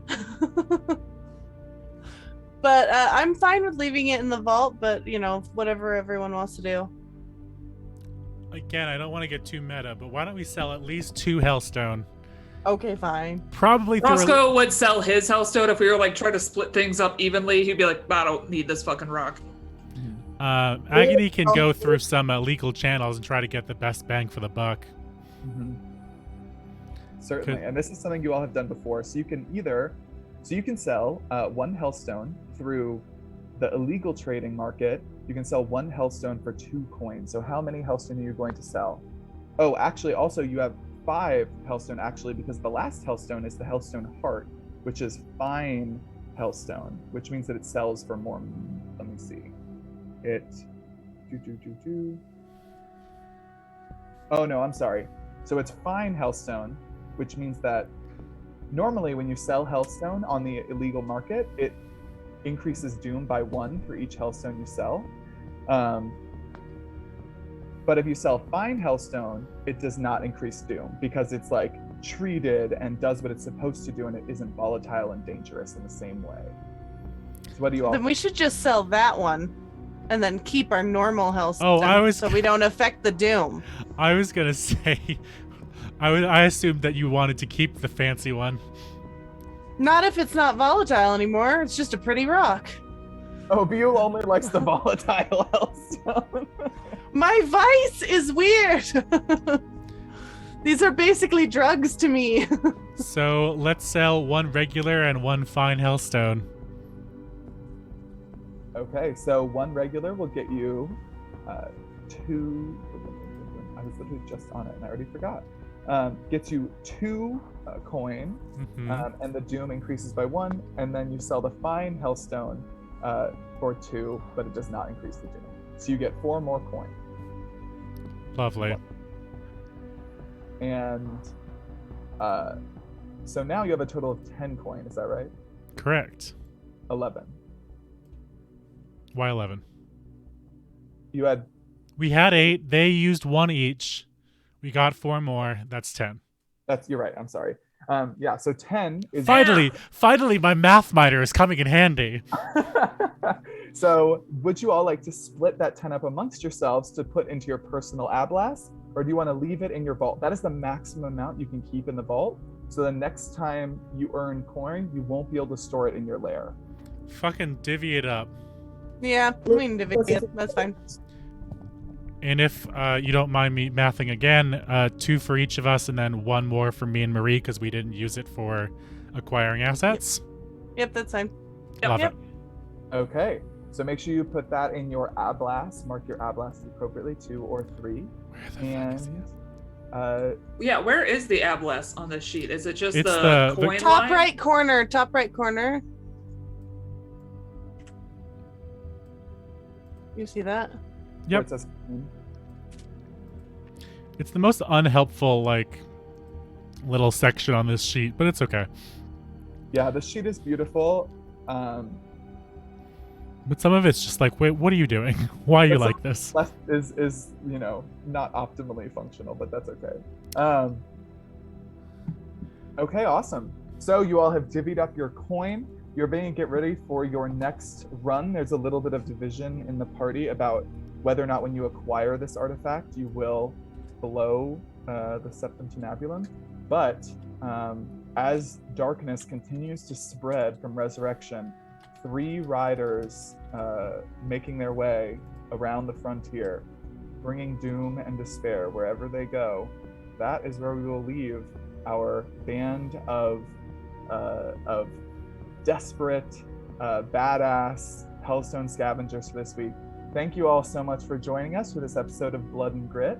I have been your Scuttenlin, Oozin GM, Zeke Gonzalez. You can find me at Fantasy Ecology on Twitter, and actually, my latest D&D adventure, Out of Water, is going on sale tomorrow afternoon. It's the second installment in the campaign that I'm writing called The Clutches of the Crooked Coven.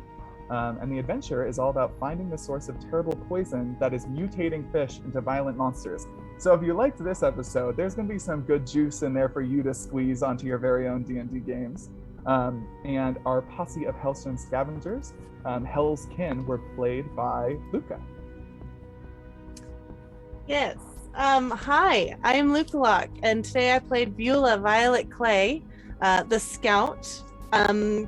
Catch me back here this evening running a murder mystery one-shot in Eberron. It's Murder on the Eberron Express 2.0, Murder on the Prime Water Pleasure. And then tomorrow I'm back here for Stargate, and then Tuesday it's Harper's. So I'm here a whole bunch. Just find me on the schedule.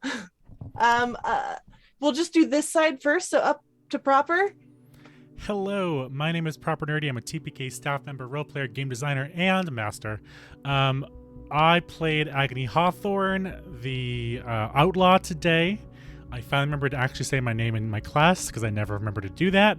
I am in all 3 of the games that Luca just mentioned, so I hope you get to see both of us for all or any of those. And my pièce de résistance is my game called Madness Calls It Forth. It is a City of Mist campaign based on the Knights of Paintown. Things have gotten dark real fast, and I love that. I think maybe, hold on, let's see if I have a command yet. I don't. Never mind. Anyway, but you can check that out on our YouTube because we have 3 episodes up about 3 episodes up right now, and I think the 3rd's going up pretty soon. And it's a fun and wild session, so I hope you join us for that. To my right is Corndog. It's me, Corndog. You can also catch me here this evening. But unlike my fellow friends before me, you will not see me after that point for a hot minute. I'll be back like 10 days from now in Queen's Gambit. It's been nice not being in streams multiple times a week, every week. Make sure to take care of yourselves, folks. Self-care is important. Take a good bath. This We've feels got like a nice call break. out directly to Luca, who's been in I like was gonna 6 say, games in whoa. the last 3 days. Take a quick break for yourself. Take a nice bath. Epsom salts. Do what you need to do. Yeah. I was playing Roscoe Clark, The Shot, and I have asked this numerous times today, but I still don't feel like I have a clear answer. Are we the bad guys? Are we bringing Yes! forth hell? Half of us Or are, bringing- half of us I aren't. think we might be. I just want to know. I don't know that I count as a bad guy. I'm an apathetic guy. I think several of us are neutral and several of us are possibly evil. We're gonna find out. I just remember having that chat beforehand where it's like, I'm not gonna bring the coming of hell. And as we continue, I'm like, we are bringing hell. So I just want to check in, Love that for us. sort that out for us. But I'll send it to Janie now. I want to make this really fast. Janie, I played Marie, the speaker who does not want to be evil. She wants to not end everything.